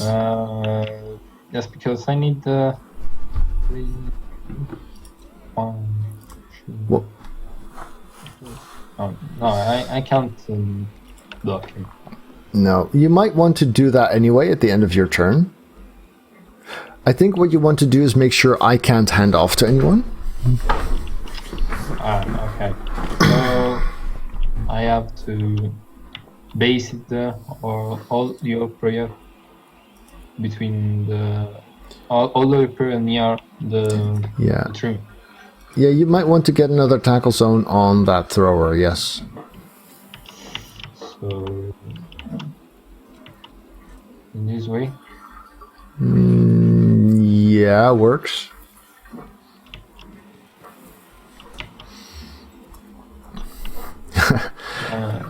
Now I have to mark also your catcher. Yeah, not bad. Yes. I would consider wrestling down the war dancer, though. Okay. But you'd need an assist for that as well, wouldn't you? Yeah. You have dodge.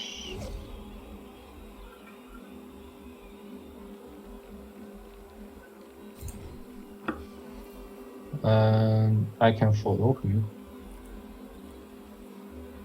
Sure. Not bad.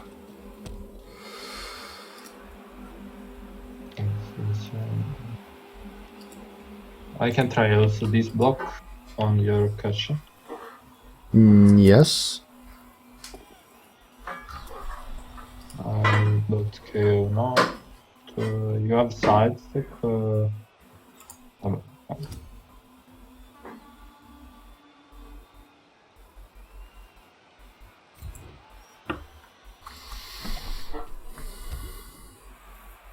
Okay, and now I can try the block on the trim.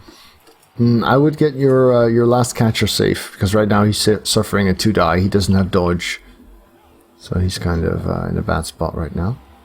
Yeah, that's good. I like that spot.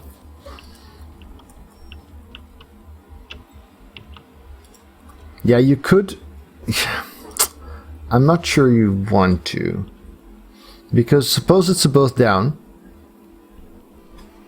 Then I drop the ball, which might make it easier for me to go and get it again. Then again, you'll need to get it for me anyway. So yes, I would. Push.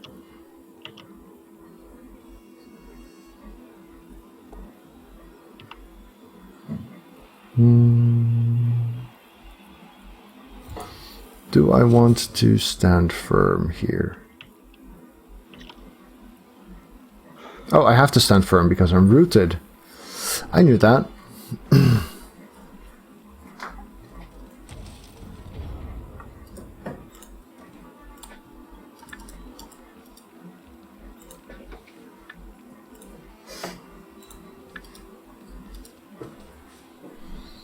So let's see.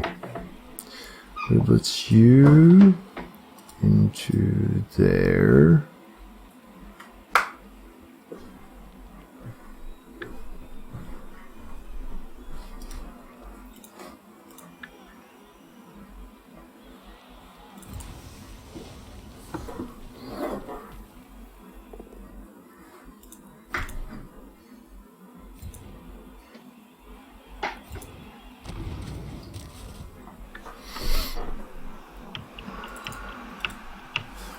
Trying to figure out a way to do this without silly dice. Is that 2-die? So it's...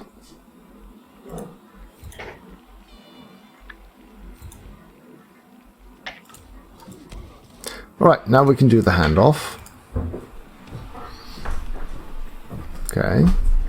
Some measure of control established. We still have our blitz. Let's shake things up a little bit. Wait, we don't have our blitz. I blitzed that. Never mind. That's a 1-die right now.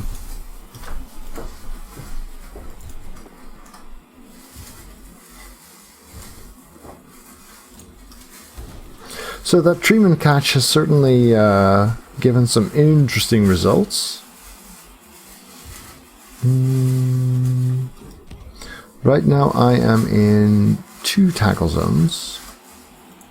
So that's a 4+. You know what? Let's live a little. There.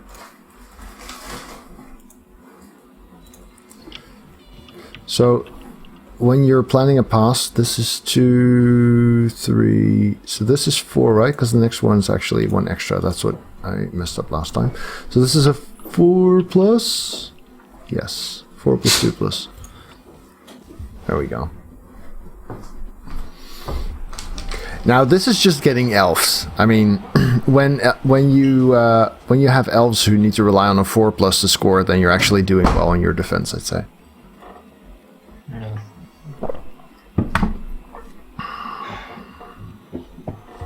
Okay, when I have to defend versus an elf team, so the main things is that they have not to be able to go to my touchdown line with the catcher. The catcher have to be always okay,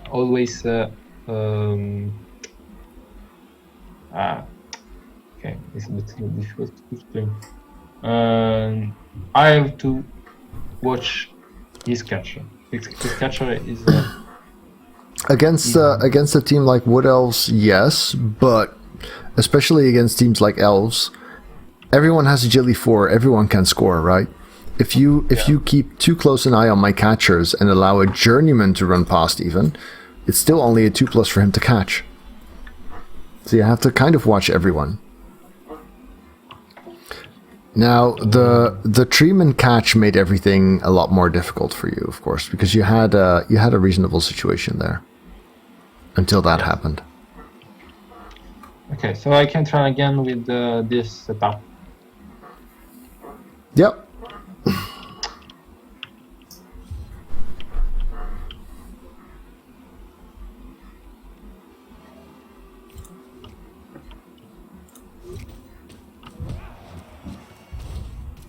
Okay.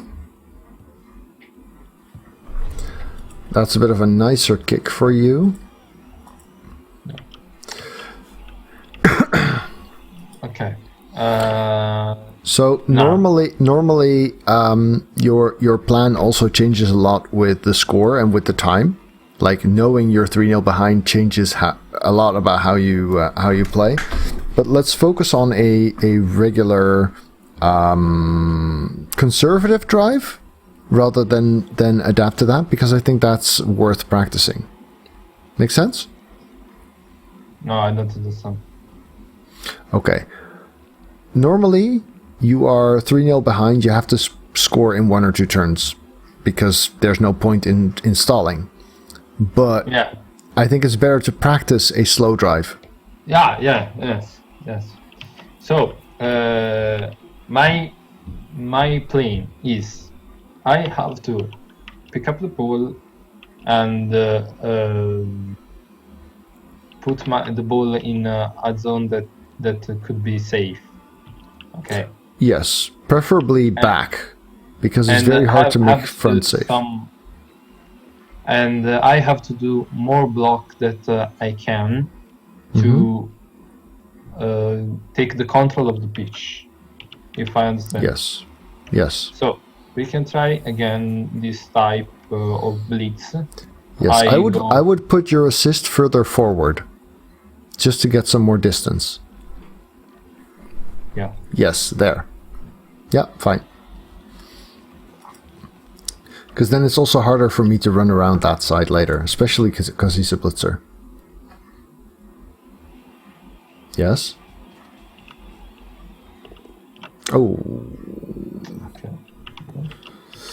Well, that's a bit unfortunate. You can still assist the... yes, exactly. Maybe I should scoop board before, because... At least get someone next to there. My blitzer. That one's actually doing a good job screening this off. I would use the rookie on the other side. Okay. Rookie. Because that blitzer means I can't just leap past and go get it. Because if you look at your 3 blitzers on your right, together they make a very, very effective screen right now.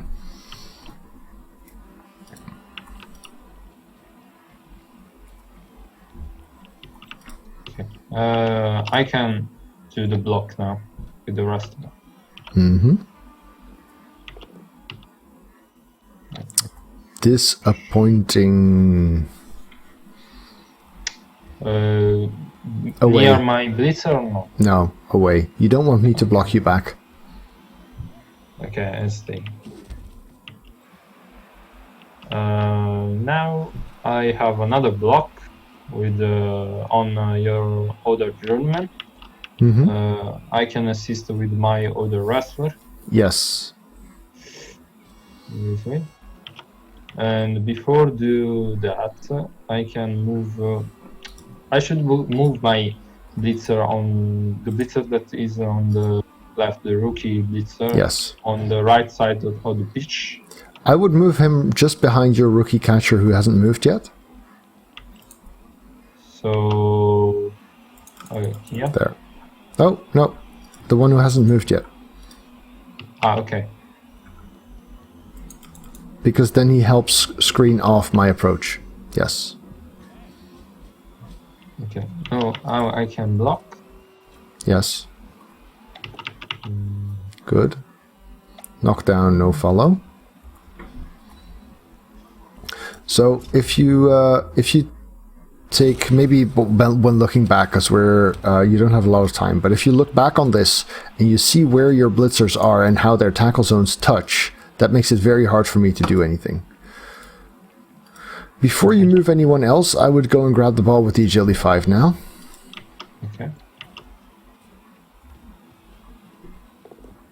Okay. How far back can you get, and can you get safe? Yes, I you have can. to put him back. You can get safe. I would. And then I would move the last 2 players forward. I don't understand. I have to put him back or not? Yes.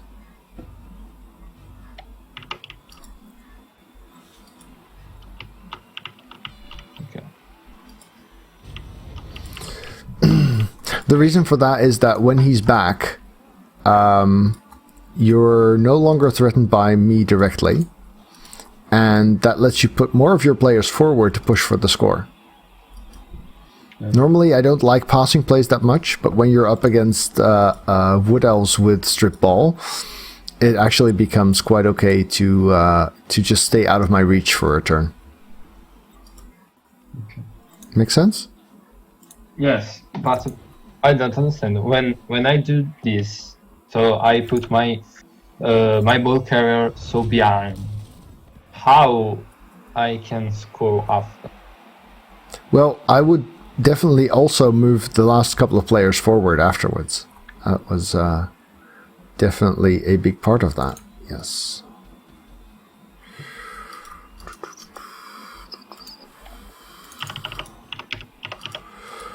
Mm-hmm.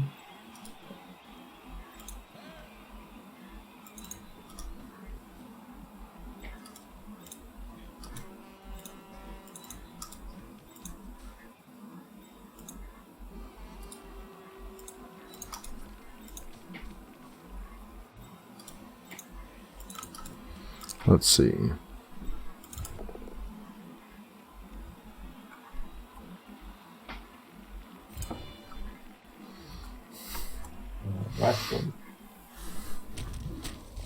Okay.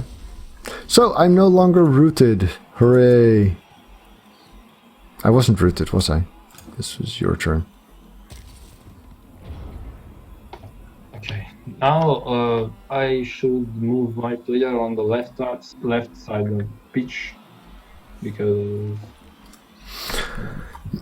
Yes. Yes, absolutely. So if you had moved the last 2 players, your catcher and your blitzer who were free, forward, you could have probably pushed along the left flank. But now that you haven't, pushing right becomes way better. So you I have to push right. Your left, my right, sorry. Yes, you have to push left.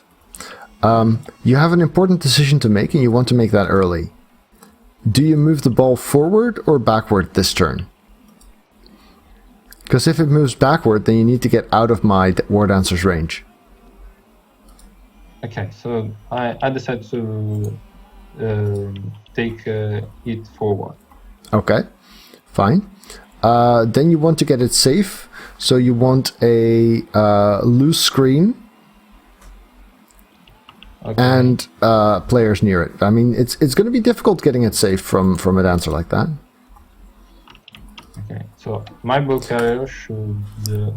Then again, as long as your blitzer just stands there, you're at least safer from the dancer sack just because of diving tackle.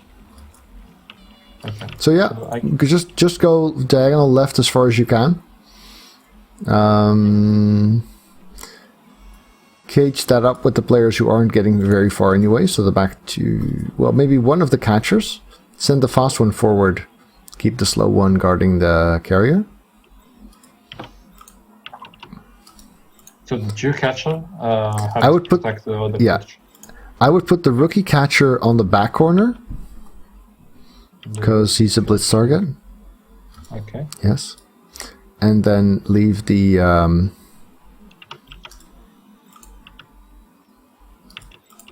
Oh yeah. Catcher. I meant the other back, but this works. You're not going to get blitzed through there anyway. You're probably just blitzing this journeyman at the corner, which is fine. Ideally, you'd do so with your blitzer, though. I have to blitz the. I don't understand. Okay. The blitz, the journeyman here. So I can give assist with this. Yes. And let's see. I would blitz with the blitzer, because then on a both down you get to roll for armor. The blitzer on this blitzer. The blitzer near the other wrestler. The one who has block. That's why you're using him. Okay, yeah.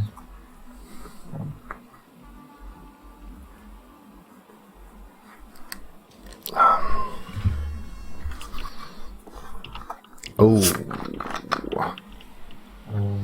Reroll or not? Yes, definitely reroll. You're super exposed out there.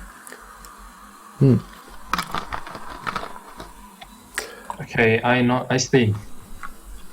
No, I'd follow. Getting, you've got higher strength, and getting on that guy makes my things more difficult. Protect the carrier. I can. Ideally with a screen rather than necessarily a full cage. I would put your blitzer on the front corner. Like, yeah, and then one square further to your left.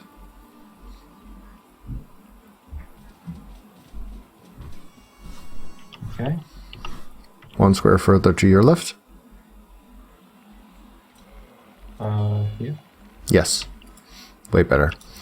And get your catcher forward, because he's going to want to try and score. Forward. Okay. Yeah. Mm-hmm. Yeah. Yeah.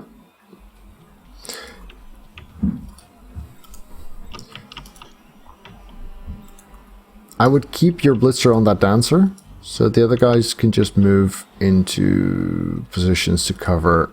Yeah.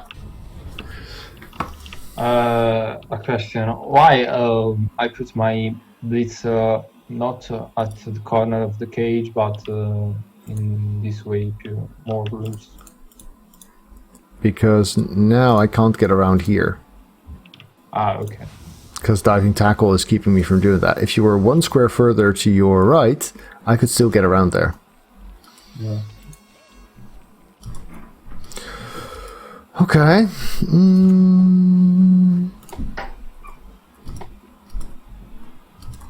Yeah, I kind of have to deal with that catcher. Which means I'm not surfing that blitzer, which is kind of sad. I can block him though.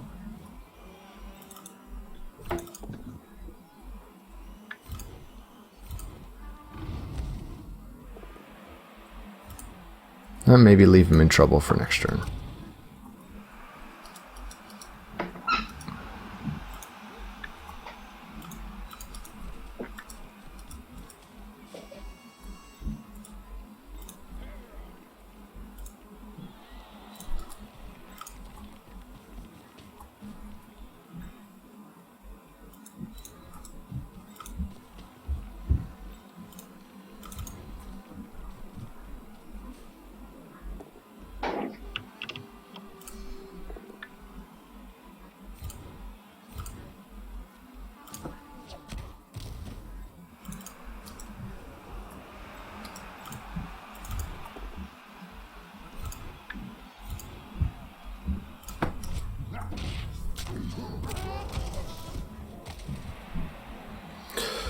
So I'm just quickly finishing my turn, and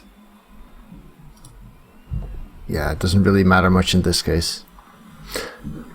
I mean, since it's a friendly, it doesn't matter much. If this were a real game, I wouldn't appo that, because miss next is really the worst thing you can appo. In the second half, appoing a KO can be crucial, though. Yes. You know what? I'll just stand this up.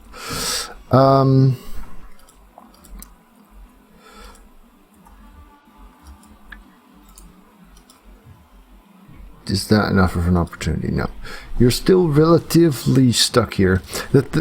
I'm going to take a bit of a bigger perspective and trying to explain why this game isn't working for you.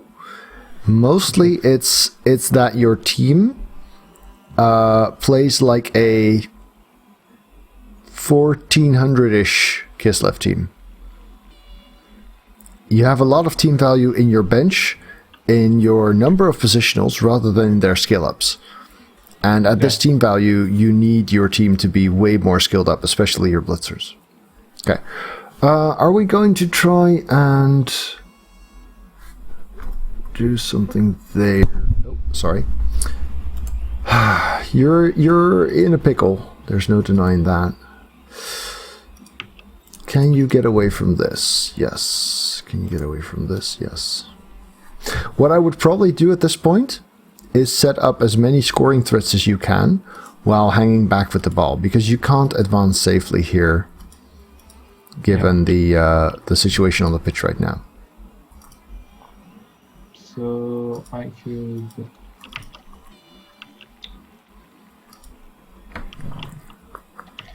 I should put my blitzer something like here and try to pass the ball to him. No, I would just get your scoring threats out there, but not past this turn. I mean, you could do this. It's not awful, but it's going to be hard to get safe. Sure, let's go for that. So then you'll want to try and wrestle down my tackle dancer. Sorry, my non-frenzy dancer. So you'll need an assist for that. Probably from your rookie catcher, since he's furthest back. Yeah, that works. Now, if you don't get the wrestle, then this becomes harder.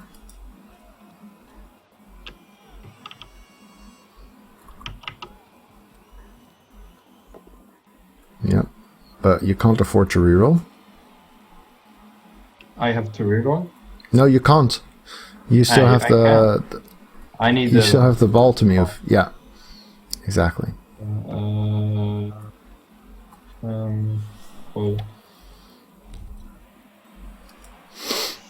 Okay. Now I have to do this.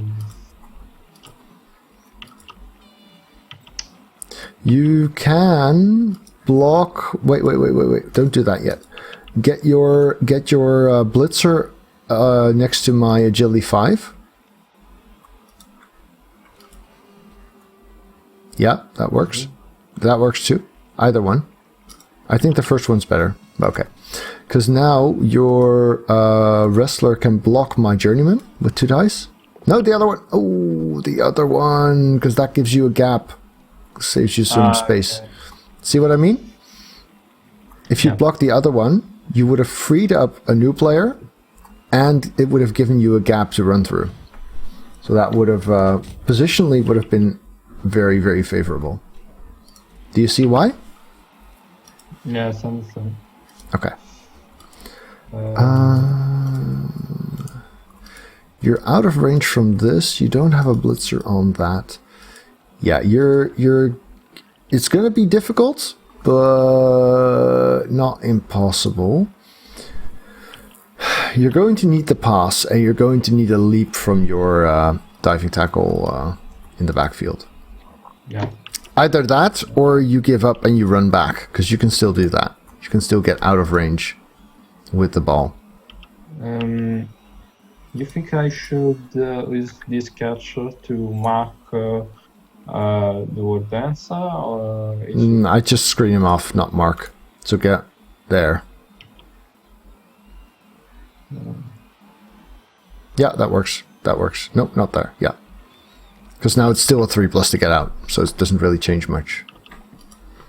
Okay, I can try the pass now. Yeah. Now these are the kinds of plays you don't want to have to make, but you're kind of pressured into them.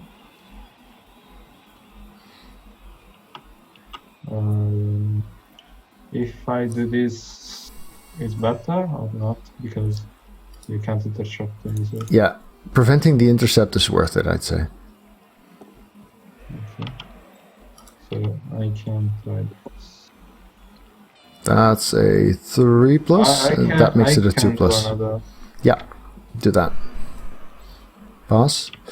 And then quickly leap out with the other guy. Oh, yeah, that's the time again. Obviously, this is because I'm talking so much and not... yeah. This usually would be a lot easier for you. The important is that I understand what I Yes. Exactly.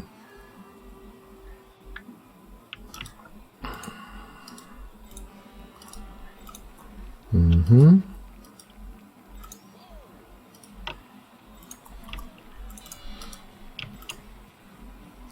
Let's see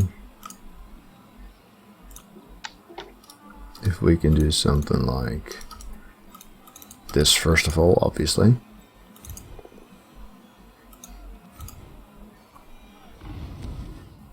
Okay.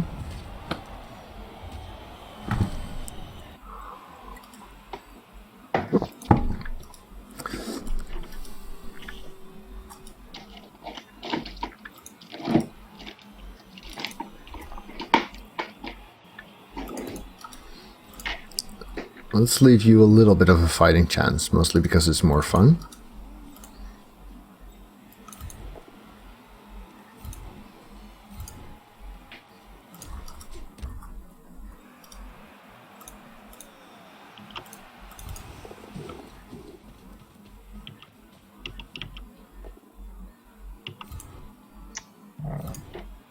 No, it's not over. You have jump up, and you have a couple of very fast catchers there.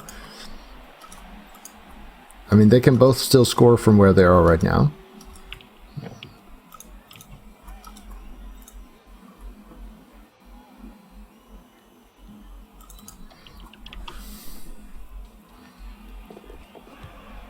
Okay.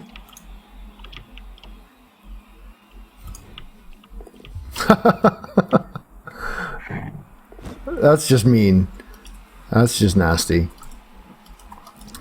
All right.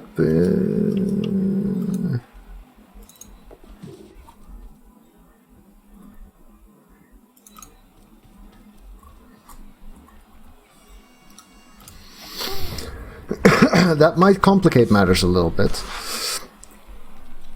Oh, not that guy. This is really what wrestle is for, right? You could consider making it a 3-die, but sorry, 2, 3. Yeah, what I would do, I think, is I would block with this blitzer. Okay. With the rookie blitzer against my agility 5 to clear up room to bring in an assist. Yeah, push is fine. Just straightforward. Yeah. Follow, sure. Because now you can bring the second wrestler to assist the one who's prone. No. The one who's down on the ground. Okay. Yes. Because then when you blitz, it's 3 dice instead of 2. Do you see that? Yeah. Strength 3. So much better chance at getting the ball down on the ground.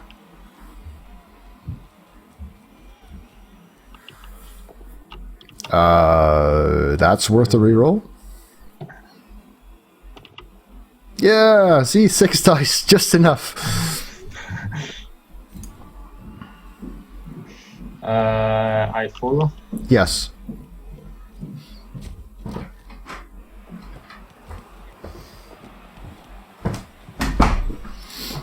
Okay.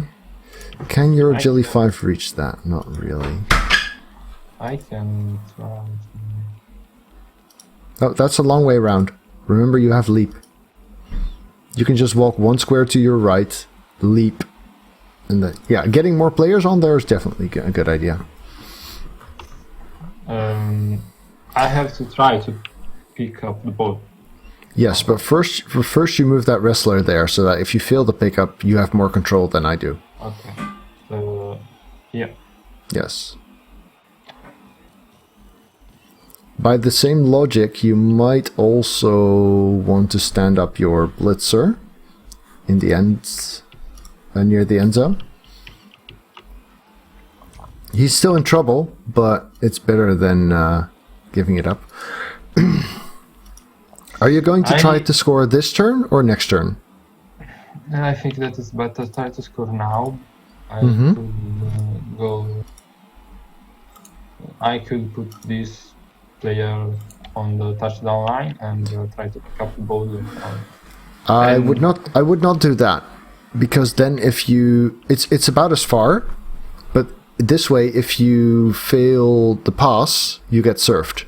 You're better off catching where you are now and then running into the end zone if you catch.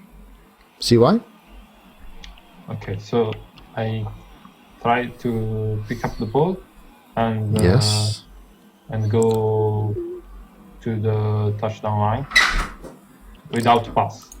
No, what I would do is I would send Victor to pick up the ball, go out and pass to Leonid, which means you can actually move Ivan closer to where the ball is now already. I don't understand. Okay. I have to pick up the ball with Victor, and then I have to pass to the movement 8. To movement 8. Yes, and then and the agility 5 could move closer to where the ball is now, since that's what you're probably failing because you don't have a reroll. Okay. So could the other rookie, actually. 5. Get the other rookie close to the ball as well. Because that's probably where you're failing, which means it's where you want the control. Yeah. Oh, yeah. Yeah, either works. Yeah, good. Time. So, dodge onto the ball, leap out, and pass. This way. Mm-hmm. Yes. There we go. Leap out.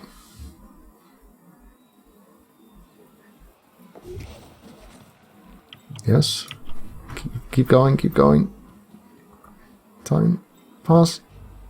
Pause. Pause. Oh! Okay, you failed the pass. That's good. Because otherwise it would have been so sad if it was on the time. Yeah, this is way better.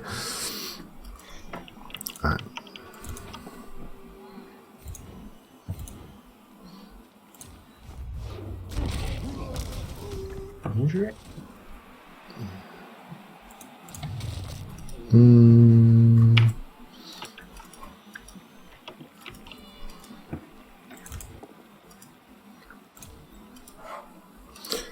Right. Scoring threat because it's turn 15.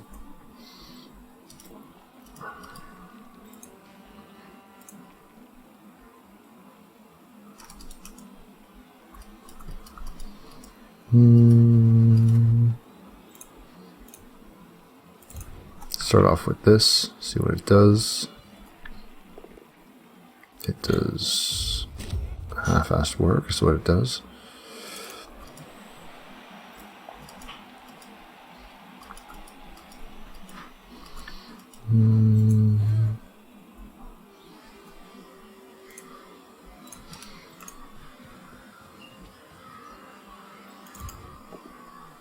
Oh, that's... Oh, I'm a catcher too. That was dumb.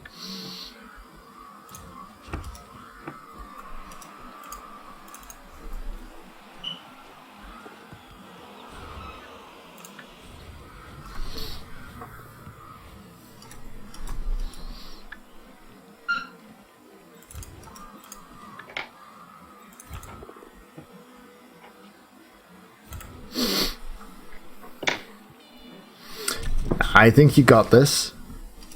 Not sure I would have used Whistle there, but it's okay. It's not bad. Oh, there you go. Got an extra guy down for it.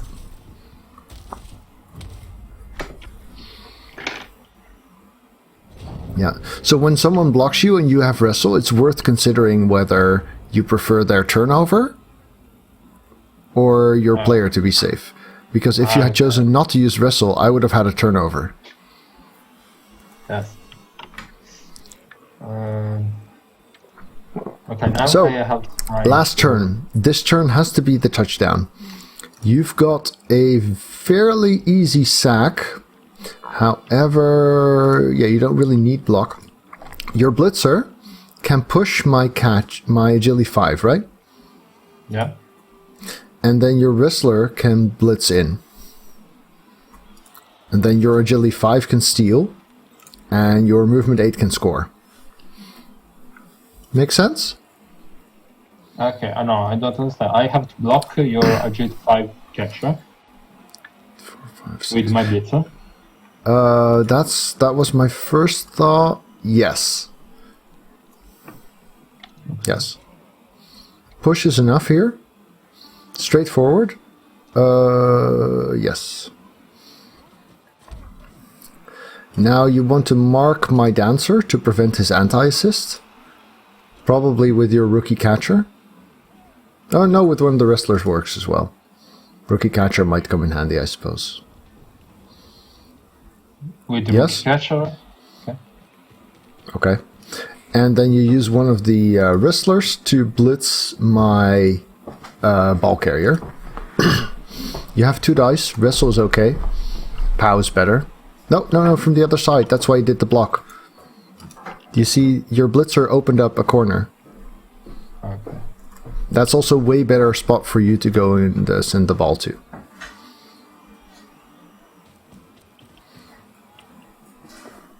Yeah. So POW out into the wide corner where there's no one near it. Yes. Don't follow.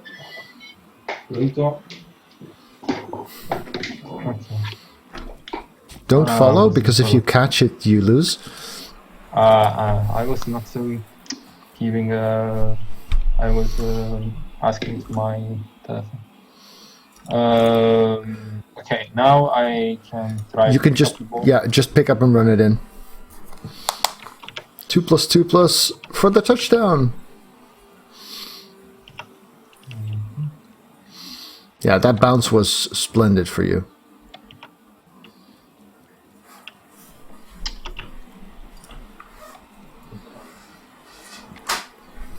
Let's try.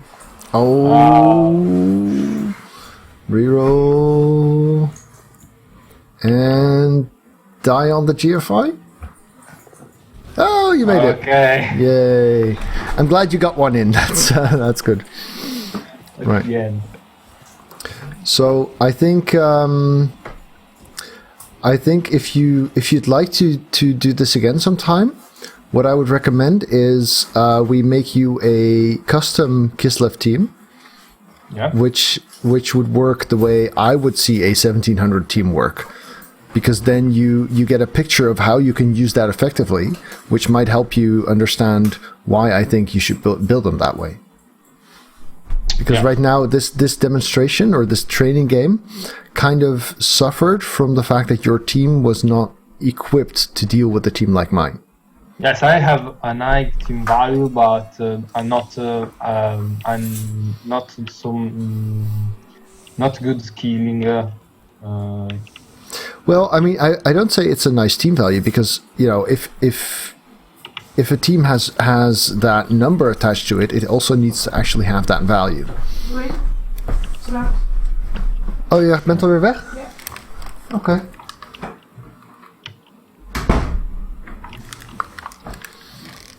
However, right now I know I agree with you that blitzer are better if they are skilled before the catch. Ja.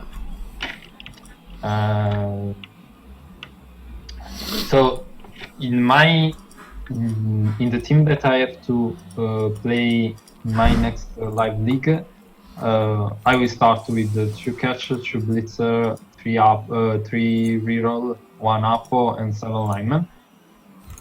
You agree with this? Yeah, I think the Apo is debatable, but not bad. I think that, you know, when you are online, you can restart your team every time, but when you are in live, I'm scared. Yeah. Because they could kill my blitzer on the first game and without. Yeah, I get that. And so and then I should go for the 4th reroll first, or for the other 2 blitzer first.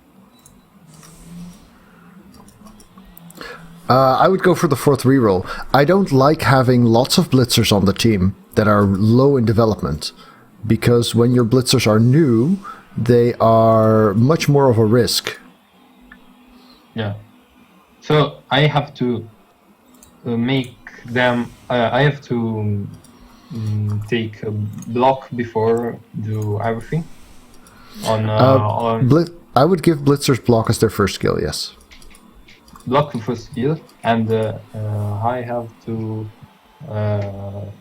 develop it before buy another of them. Yes. Exactly.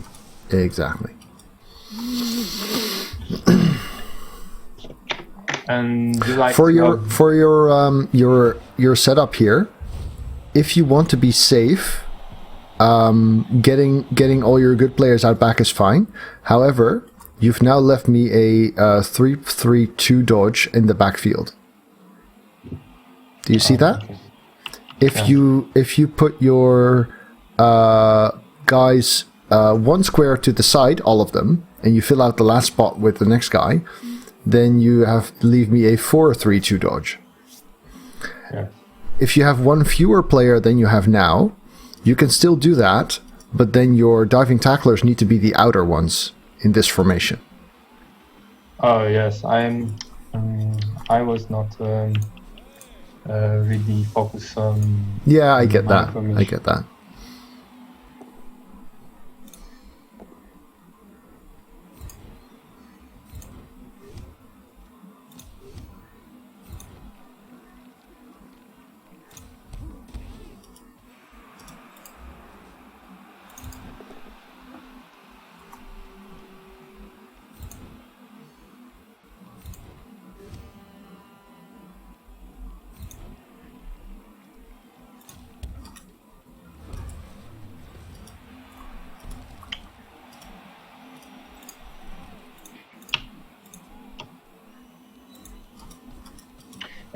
So at the end of when I was at the middle of my league,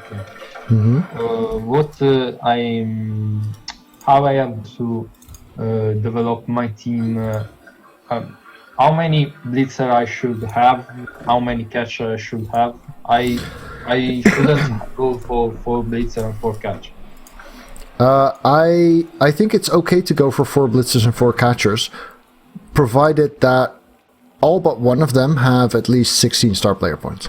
So what I do is I skill a blitzer to 16, then I skill the next blitzer to 16, then I hire the third, I skill him to 16, then I hire the fourth, then I skill him to 16, then I buy Catcher 3 and Catcher 4. So I'm fine with keep adding new positionals as long as all the existing positionals are sufficiently skilled. Yeah, okay. And what do you think about the big guy? You can play with or without, either works really. Okay. And the development of Blitzer should be one assassin, one surfer, and 2 marker. You say? Yeah, that's my picture of an ideal set. Yes. And okay, you go for the 1 surfer. Okay.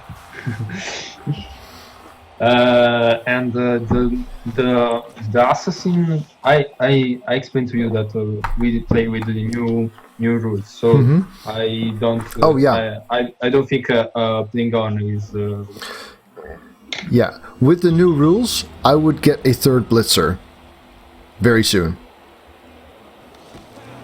I might even get the 3rd Blitzer before the 4th reroll, just because that means your MVPs are guaranteed to land on a Blitzer, and that is huge. Yeah, I forgot about that part. Okay. Yeah, so for those of you watching online, he's playing Tabletop, Blood Bowl 2016, which has different rules. I actually have a video up on YouTube which explains how those rules differ. One of the big ones is that you're allowed to assign 3 candidates for the MVP, which means if you have 3 Blitzers, you're always getting your MVP on Blitzer, which is very, very good for Kislev. Alright YouTube, thanks for watching. If you enjoyed this, remember to leave it a thumbs up at the bottom. And of course, if you'd like to see more videos, do check out the channel and hit subscribe on your top right.